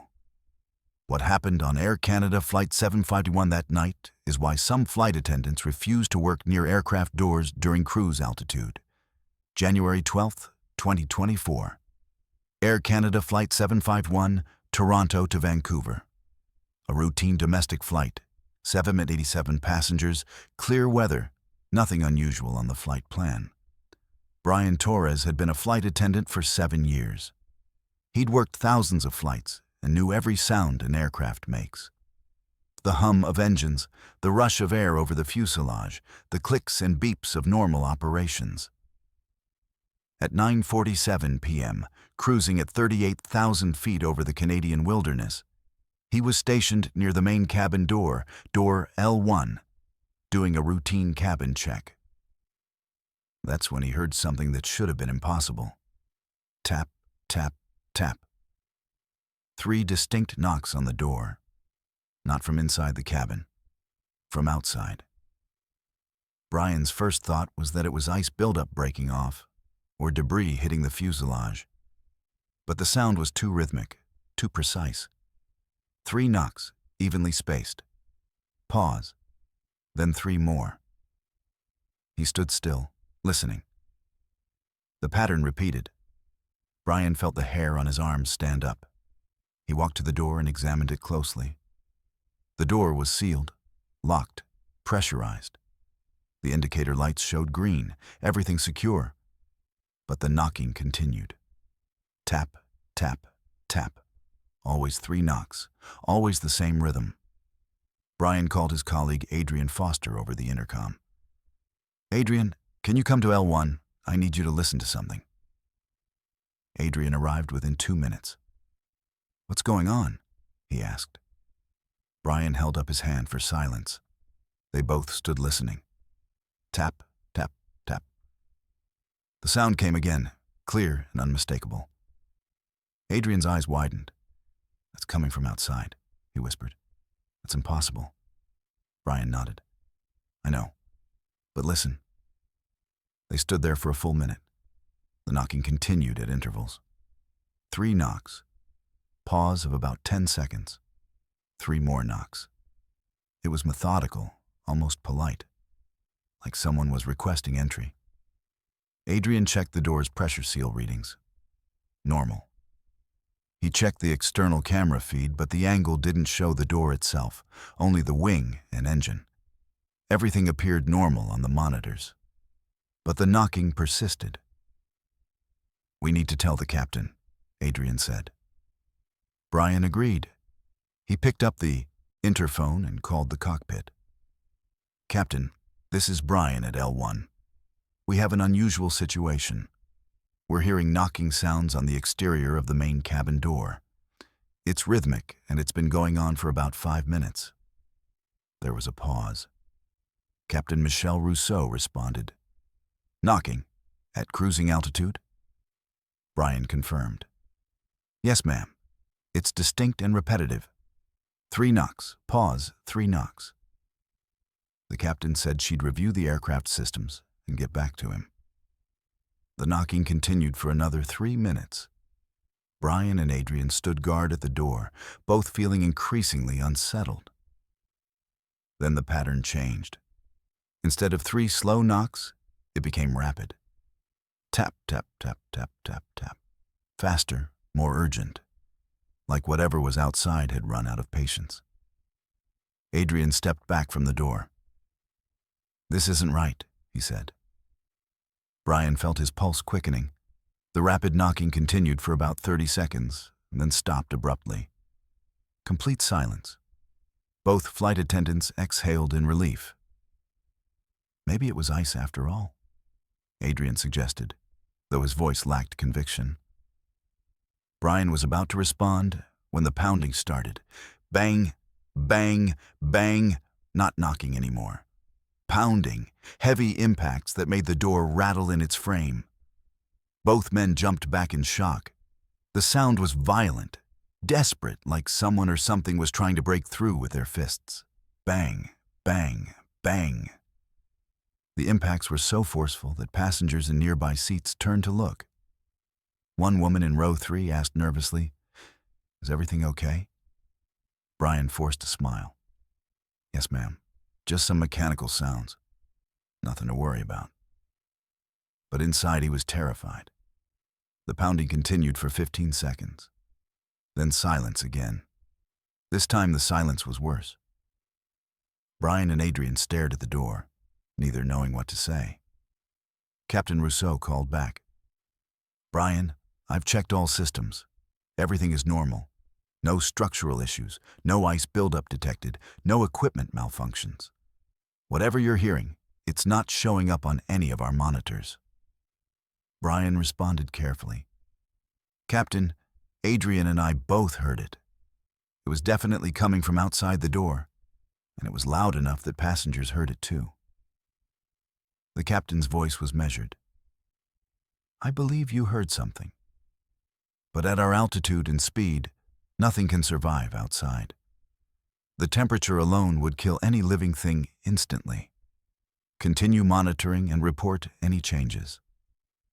Brian and Adrian stayed near the door for the rest of the flight, which was another 90 minutes.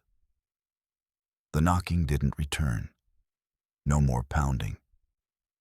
But both men reported feeling an overwhelming sense of being watched, as if something on the other side of that door was aware of them. Adrian later described it as the feeling you get when you know someone is staring at you from behind, except the door was between us and whatever was out there. The flight landed in Vancouver without further incident. But what maintenance crews found during the sea-year post-flight inspection made everyone question what had really happened. On the exterior of door L1, there were marks. Small impact impressions in the painted metal surface clustered around the door handle area. The marks were fresh, made during that flight. Metallurgical analysis showed they were consistent with impact from a hard, blunt object. The pattern of marks matched the spacing and size of human knuckles. Someone or something had been pounding on that door from outside. at 38,000 feet, at -60 degrees, in 500 mph winds, where nothing should be able to exist. The marks were documented, photographed, and the door section was removed for further analysis. The door metal showed no structural damage, but the impact marks were undeniable. Something had struck that door repeatedly with enough force to leave impressions in aircraft-grade aluminum. Air Canada launched a quiet investigation. They interviewed Brian and Adrian separately. Both accounts matched perfectly. They pulled the cockpit voice recorder and cabin audio logs. The knocking was recorded. Audio analysis confirmed the sound originated from the exterior of door L1. The timing matched Brian and Adrian's testimony. 3 knocks, pause, 3 knocks, rapid knocking, then violent pounding, all captured on audio. But the aircraft's external sensors showed nothing. No radar contact, no thermal signature, no pressure changes. Whatever made those sounds was invisible to every detection system on the aircraft. The investigation expanded to passenger interviews. 7 passengers in rows 3 through 7 reported hearing unusual sounds during the flight. "Like someone knocking to come in," one passenger said. Another described it as someone banging on the door from outside, which I know is crazy, but that's exactly what it sounded like. All 7 passengers were consistent in their timing and description of the sounds, but none of them could explain what they'd heard. How could they? The official explanation was eventually listed as impact from ice crystals creating acoustic anomaly. But Brian Torres knows what he heard. "Ice crystals don't knock in patterns," he said in a later interview. "Ice doesn't pause and then knock again, and ice definitely doesn't pound on a door like it's trying to break in." Adrian Foster requested a transfer to ground operations 3 months after the incident. He still works for Air Canada, but refuses to fly. "I can't get that sound out of my head," he told a colleague. "The pounding. Whatever was outside that door was trying to get in, and I don't know what would have happened if it succeeded." Brian still flies, but he avoids working near doors during cruise altitude. If he has to be stationed there, he wears headphones playing music so he can't hear ambient sounds. He's never heard the knocking again on subsequent flights. But other flight attendants have. Reports of knocking on aircraft doors at altitude occur more frequently than airlines want to admit. Most are dismissed as mechanical sounds or turbulence. But occasionally, maintenance crews find those marks. Impact impressions that look like knuckles. Like something was knocking, asking to be let in. The door from Flight 751 was eventually reinstalled after analysis showed it was structurally sound. But the marks remain visible if you know where to look. Small indentations near the handle, spaced exactly like human knuckle spacing. Whatever was outside that door at 38,000 feet, in conditions that should kill instantly, had hands. And it wanted inside. Brian's final statement to investigators haunts me. "I've thought about it every day since," he said. "What if I had opened that door? What if whatever was out there had gotten in? Would we have all died from decompression? Or would something worse have happened? Part of me thinks the only reason we're alive is because that door stayed closed. And sometimes, late at night, I wonder if it's still out there. Flying alongside aircraft, knocking on doors, waiting for someone to let it in." Story 9. The Flight Attendant's Warning. Sophie Tran sent the text at 2:47 a.m., 8 hours before her shift. "Don't worry about what you hear tomorrow. I had to do it." Her family woke up to the message with confusion and concern. Her mother called immediately, but Sophie didn't answer. By 10:15 a.m., Sophie was walking through the cabin of Singapore Airlines Flight 509, staring at passengers with an intensity that made her colleagues uncomfortable. When she stopped at row 27 and told Christine Park to move to the back of the plane immediately, Christine thought Sophie had lost her mind. 30 minutes later, when the fuselage ruptured exactly where Christine had been sitting, everyone understood. Sophie Tran had saved 3 lives by knowing something she couldn't possibly know. And she's never explained how. June 14, 2024. Singapore Airlines Flight 509, Singapore to Sydney. Sophie Tran, 29 years old, had been a flight attendant for 6 years with an exemplary record. Professional, friendly, never any issues. But when she arrived for the pre-flight briefing that morning, her supervisor Melissa Wong noticed something was off. Sophie seemed distracted, distant, checking her phone repeatedly. "You okay, Sophie?" Melissa asked. Sophie looked up with an odd expression. "Yeah, just didn't sleep well." But it was more than that. Sophie's hands were shaking slightly. Her eyes had dark circles. She looked like someone carrying a terrible burden. During the pre-flight safety check, Sophie did something unusual. She approached Captain David Chen privately in the cockpit and asked, "Captain, if you had to make an emergency landing, where would you choose?" David found the question strange. "Why are you asking?" Sophie hesitated. "Just curious. Training purposes." David studied her face. "Sophie, is there something you need to tell me?" She shook her head quickly. "No, sir. Sorry. Just thinking about emergency procedures." David logged the conversation in his notes as unusual crew behavior, but didn't pursue it further. He would later regret not pressing harder. Flight 509 took off at 11:42 a.m. with 287 passengers. The first hour was completely normal. Sophie performed her duties mechanically, going through the motions of beverage service. But her mind was clearly elsewhere. Her colleague James Park noticed her stopping in the aisle multiple times, just standing there, staring at row 27. "Sophie, you're blocking the cart," James said. Sophie snapped out of it and moved, apologizing.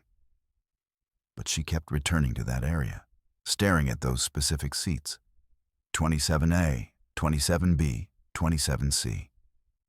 3 window side seats occupied by 3 passengers who had no idea their flight attendant was having a breakdown. At 12:52 p.m., Sophie did something that would change everything. She walked directly to row 27 and stood in front of Christine Park in seat 27B. Christine was reading a book, completely absorbed. Sophie touched her shoulder. "Ma'am, I need you to move to a different seat."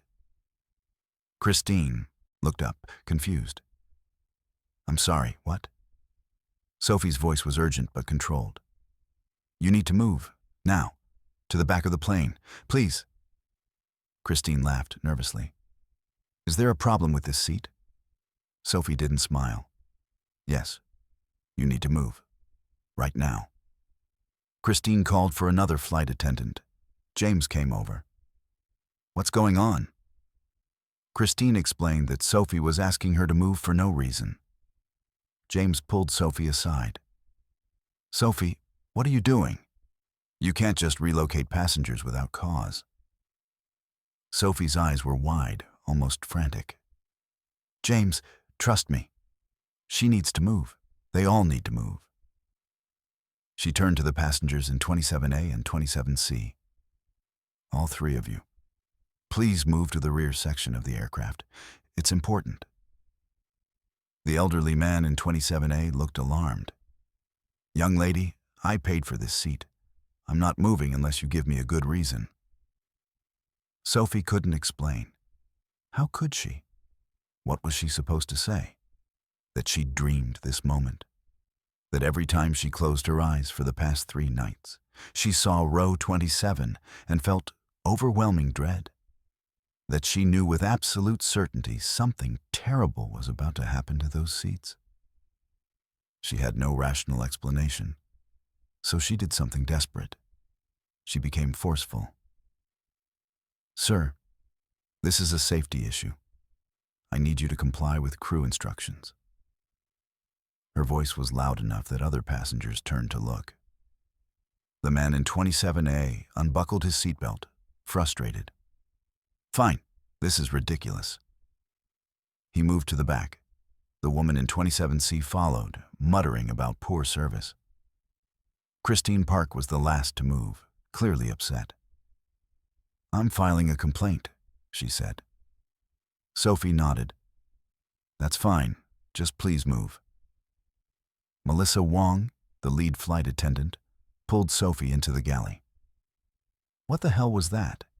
You just forcibly relocated 3 passengers for no reason. Captain Chen is going to hear about this." Sophie's face was pale. "Melissa, I can't explain it. But they couldn't stay in those seats. Please trust me." Melissa stared at her. "Are you having some kind of episode? Do you need medical attention?" Sophie shook her head. "I'm fine. I just know. Please don't put anyone else in those seats." Melissa decided Sophie would be grounded after landing. This behavior was completely unacceptable.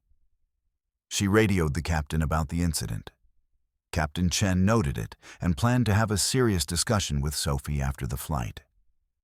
At 1:24 p.m., 32 minutes after Sophie moved the 3 passengers, it happened. A catastrophic explosive decompression. The fuselage at row 27 ruptured with a sound like a bomb going off. A section of the aircraft's skin, approximately 4 feet by 3 feet, separated from the frame. The cabin pressure differential sucked everything near that breach outward. Seats 27A, 27B, and 27C were ripped from their floor mounts and pulled into the void. Luggage, magazines, blankets, everything in that area was ejected from the aircraft at 36,000 feet. The 3 seats that had been occupied minutes earlier were gone, vanished into the sky. If Christine Park and the other 2 passengers had still been sitting there, they would have been sucked out with the seats. They would have fallen 7 miles to their deaths. The aircraft made an emergency landing in Jakarta. Oxygen masks deployed. Passengers were terrified, but everyone survived. Investigators from multiple countries descended on the wreckage. The cause was metal fatigue in the fuselage, undetectable by standard inspection procedures. A microscopic crack had been propagating for months, weakening the structure. At 36,000 feet, the stress was too much. The metal failed. By pure physics and probability, row 27 was where the failure occurred. There was no way to predict it. No warning signs, no maintenance red flags. It was a 1 in a million structural failure that should have killed 3 people. Except Sophie Tran had moved them 30 minutes before the rupture. Investigators interviewed her extensively. "How did you know?" they asked repeatedly. Sophie had no answer that made sense. "I just knew," she said. "I kept seeing those seats in my mind. I felt sick every time I looked at row 27. I couldn't explain it then, and I can't explain it now. But I knew something was wrong." They pressed her. Had she noticed anything unusual about the fuselage? Any sounds, vibrations, visual cues? No, nothing. Had she received information from someone? No. Had she planned this somehow? Absolutely not. Sophie had no engineering knowledge, no way to predict metal fatigue, no rational method for knowing what would happen. They reviewed her phone records and found the texts she'd sent to her family at 2:47 a.m. "Don't worry about what you hear tomorrow. I had to do it." Sent 8 hours before the flight, before she even arrived at the airport. Sophie explained that she'd had vivid nightmares for 3 consecutive nights. In each nightmare, she saw row 27. She saw faces of people she didn't recognize. She saw terror. She saw the cabin breach. "In the dreams, I couldn't save them," she said. I watched it happen over and over. So this morning I decided that no matter what, I was going to move anyone in those seats. I didn't care if I got fired. I just couldn't let it happen again, even though it had never really happened before. Psychological evaluation showed Sophie was completely sane, no signs of psychosis or delusion. Neurological scans were normal. She wasn't on any medications. She had no history of premonitions or paranormal experiences. She was an ordinary person who somehow knew, with absolute certainty, that Row 27 was going to fail. Christine Park publicly thanked Sophie and called her a hero. "She saved my life," Christine said in interviews. "I don't understand how she knew, but she did. And she fought to move me even when I was being difficult. She saved 3 complete strangers." The elderly man from 27A visited Sophie in person to apologize for his attitude and to thank her for insisting. Sophie Tran quit flying 3 weeks after the incident. She couldn't do it anymore. "Every time I walk through a cabin now, I look at the seats and wonder," she said. "I wonder if I'll know again, if I'll feel that same certainty that something is wrong.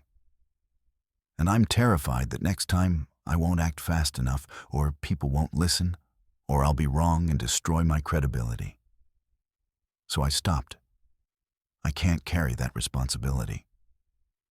Singapore Airlines offered her a ground position, which she accepted.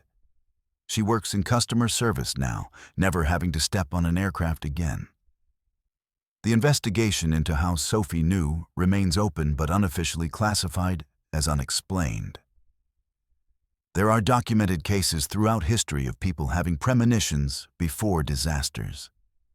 The Aberfan mining disaster in 1966, where multiple children reported nightmares of being buried days before it happened. The numerous accounts of people canceling flights or changing plans because of bad feelings before crashes. Science dismisses these as coincidence, confirmation bias, or selective memory. But Sophie Tran's case is different. Her text messages prove she knew before boarding. Her actions were documented by multiple witnesses. She saved 3 specific lives by evacuating 3 specific seats 30 minutes before those exact seats were destroyed. The odds of that being coincidence are astronomical. Sophie gave one final interview before refusing all media contact. "I don't have answers," she said. "I don't know why I knew or how. I just know that for 3 nights I saw those faces, that row number, that feeling of absolute dread. And I knew if I didn't act, 3 people would die. So I did what I had to do. People can believe me or not. I don't need validation. Those 3 people are alive. That's all that matters." She's never explained the dreams in detail. She's never claimed any special ability. She simply knew something she couldn't possibly know, acted on it despite the consequences, and saved 3 lives in the process. Row 27 of Singapore Airlines. Flight 509 no longer exists. It's a gap in the fuselage that was repaired and restructured. But the seats are gone, and 3 people who should have died that day are alive because a flight attendant had nightmares she couldn't ignore. Story 10. The flight recorder's final seconds. The NTSB audio technician removed his headphones with shaking hands and looked at his supervisor. "You need to hear this," he said quietly. "The last 18 seconds. It's not possible." What they heard on the cockpit voice recorder from Flight 242's crash site would result in the recording being immediately classified and sealed. A male voice speaking a language that no expert on Earth could identify. 4 seconds of complete silence, where sound should be physically impossible. And a final 6 seconds described in the official report as ambient atmospheric distortion, but unofficially described by everyone who heard it as the sound of an aircraft existing somewhere other than our reality. This is the final story, the one that proves we may never understand what really happens in the sky. Flight 242 was a regional carrier operating a routine domestic route. The aircraft, a Bombardier CRJ-700, departed on a clear morning with 68 passengers and 4 crew members. Weather was perfect. Aircraft was mechanically sound, recently inspected with no discrepancies. The flight plan was standard, a route flown twice daily without incident. For 47 minutes, everything was completely normal. Standard communications with air traffic control, routine altitude and heading adjustments. The captain and first officer were experienced professionals with combined flight time exceeding 20,000 hours. At 48 minutes into the flight, the aircraft simply fell out of the sky and crashed in a remote forested area. No distress call, no emergency declaration, no warning. The black box was recovered 3 days later from the wreckage. What it contained would haunt everyone who heard it. The cockpit voice recorder preserves the last 2 hours of audio from the flight deck. The first 47 minutes and 42 seconds of Flight 242's recording were completely normal. Pilot chatter, radio communications, the sound of switches, the hum of electronics, breathing, occasional coughs. Standard cockpit ambiance. At 47 minutes, 42 seconds, the captain was mid-sentence discussing a routing change with the first officer. His exact words were, "Okay, so when we get to waypoint Charlie, we'll..." He never finished the sentence. His voice simply stopped, not trailed off. Stopped, cut off mid-word with no explanation. For 3 seconds, normal cockpit sounds continued. The hum of avionics, air conditioning, background engine noise. Then passengers began screaming in the cabin behind the cockpit. Multiple voices, terror and confusion, the sound of panic spreading through the aircraft. The cockpit door was closed and locked per procedure, but the recorder picked up the muffled screams clearly. Something was happening in the cabin. Something that made 68 people scream simultaneously. But the pilot said nothing. No response to the screams. No radio call to air traffic control. No attempt to address the passengers over the intercom. Just silence from both pilots, while chaos erupted behind them. Then, at 47 minutes 53 seconds, a voice spoke. Male. Calm. Speaking words that linguistic experts would later spend months trying to identify. The voice was clear, recorded at the same audio level as the pilots' voices, meaning it originated inside the cockpit. But it wasn't either pilot. The voice pattern, cadence, and accent didn't match the captain or first officer. More critically, the cockpit door was locked. No one could have entered. Yet someone was speaking. The voice spoke for 8 seconds, a stream of syllables that formed no recognizable language pattern. Experts from the Defense Language Institute analyzed it. Not Russian, Chinese, Arabic, or any major language. Not any indigenous or rare dialect. The phonemes didn't match any known human language family. One linguist described it as speaking with sounds that human vocal cords shouldn't be able to produce. At 48 minutes, 1 second, something impossible happened. All sound stopped. Not reduced, not muffled. Stopped completely. The cockpit voice recorder is designed to record ambient sound continuously. Even in complete silence, it records the electronic hum of its own circuits, the movement of air, something. But for 4 seconds, the recording contained absolute zero sound. Dead silence. Audio forensic analysis confirmed the recorder was functioning normally. It was receiving audio input. But the input was pure silence.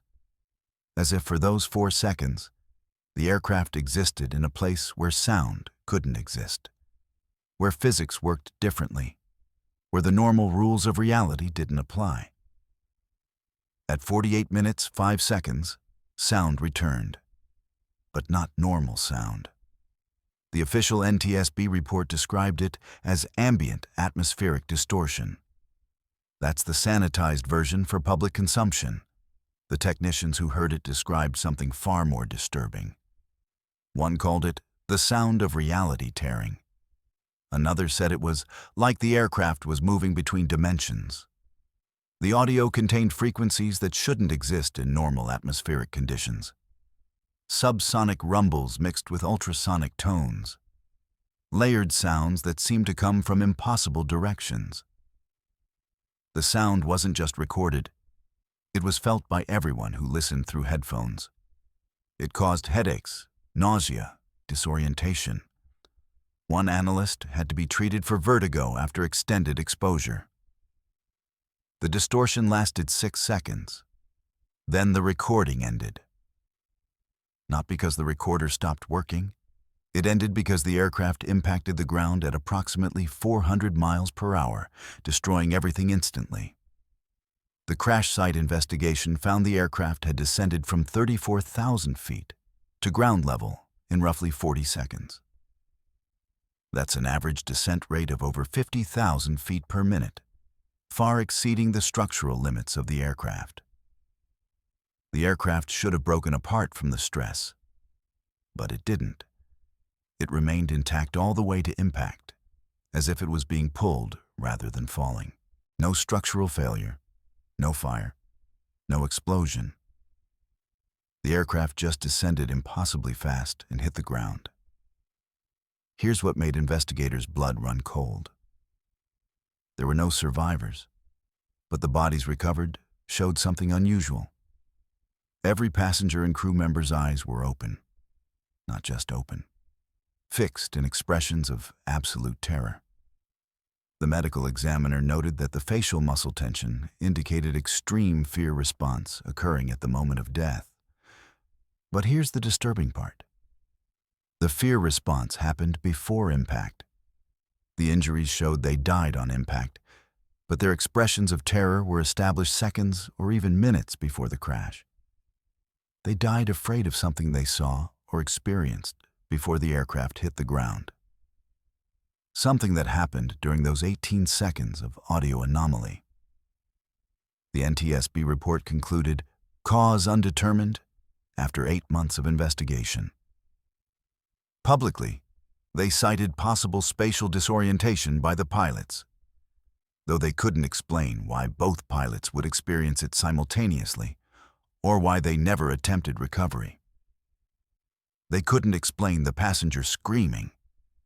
They couldn't explain the unknown voice in the locked cockpit. They couldn't explain the 4 seconds of impossible silence or the 6 seconds of reality distorting sound. So they classified the audio recording under national security provisions and buried it. The full cockpit voice recorder transcript has never been released. The families of the victims were told it contained nothing relevant to the crash cause. But the recording leaked, as classified audio always does eventually. It appeared on conspiracy forums, was analyzed by independent researchers, was dismissed as hoax or manipulation by skeptics. But the audio forensics experts who analyzed it confirmed it's genuine. The recording hasn't been altered. What's on that audio really happened in the cockpit of Flight 242. A voice speaking an unknown language. 4 seconds of impossible silence. 6 seconds of sound that shouldn't exist in our physical reality. And then impact. Every attempt to explain it rationally fails. Every theory falls apart under scrutiny. Some investigators privately believe Flight 242 encountered something during those final seconds. Something that exists outside our normal understanding of reality. The aircraft didn't crash due to mechanical failure. It didn't crash due to pilot error. It crashed because for 18 seconds, it existed somewhere else. Somewhere the rules were different. Somewhere that voice could speak and silence could be absolute, and sounds could exist that violate physics. And when it returned to our reality, it was falling, and there wasn't enough altitude to recover. The aircraft's flight data recorder showed matching impossible data. For those same 18 seconds, the aircraft's position became erratic. GPS coordinates jumped, showing the aircraft in multiple locations simultaneously. Altitude readings fluctuated wildly between 34,000 feet and sea level. Airspeed showed impossible values. Then everything normalized for exactly 1.3 seconds before impact. As if the aircraft had been gone, removed from normal space-time, and then returned just in time to hit the ground. The families of the 72 victims have never received real closure. The official cause is undetermined. The truth is classified. The leaked audio clip surfaces online periodically, always removed within hours, always scrubbed from servers and archives. But people who've heard it report the same effects. Headaches, nausea, a feeling of profound wrongness, the voice speaking impossible syllables, the silence that seems to pull at your consciousness, the distortion that makes your brain feel like it's being torn in multiple directions. This is what the final seconds of Flight 242 sounded like. This is what happened to 72 people who got on an aircraft thinking they'd arrive safely at their destination. Instead, they experienced something that fundamentally violated reality. And then they fell. Flight 242's wreckage showed no structural failure, no fire, no collision. The aircraft just stopped existing in normal flight and crashed. Investigation reports remain classified. The crash site was purchased by a private entity and closed to public access. The airline quietly settled with all families under strict NDAs. And aviation authorities know that whatever happened to Flight 242 could happen again. Because if an aircraft can slip out of reality for 18 seconds, there's no defense against it. No safety procedure, no pilot training, no technology that can prevent it. We fly through skies we don't fully understand, surrounded by forces and phenomena we can't detect. And occasionally, aircraft touch something they shouldn't. Something that exists in the spaces between our perception of reality. And when they return, if they return, they bring back proof that everything we think we know about the world is incomplete. The voice on that recording spoke in a language from nowhere. The silence existed where silence can't exist. The distortion sounded like the universe breaking.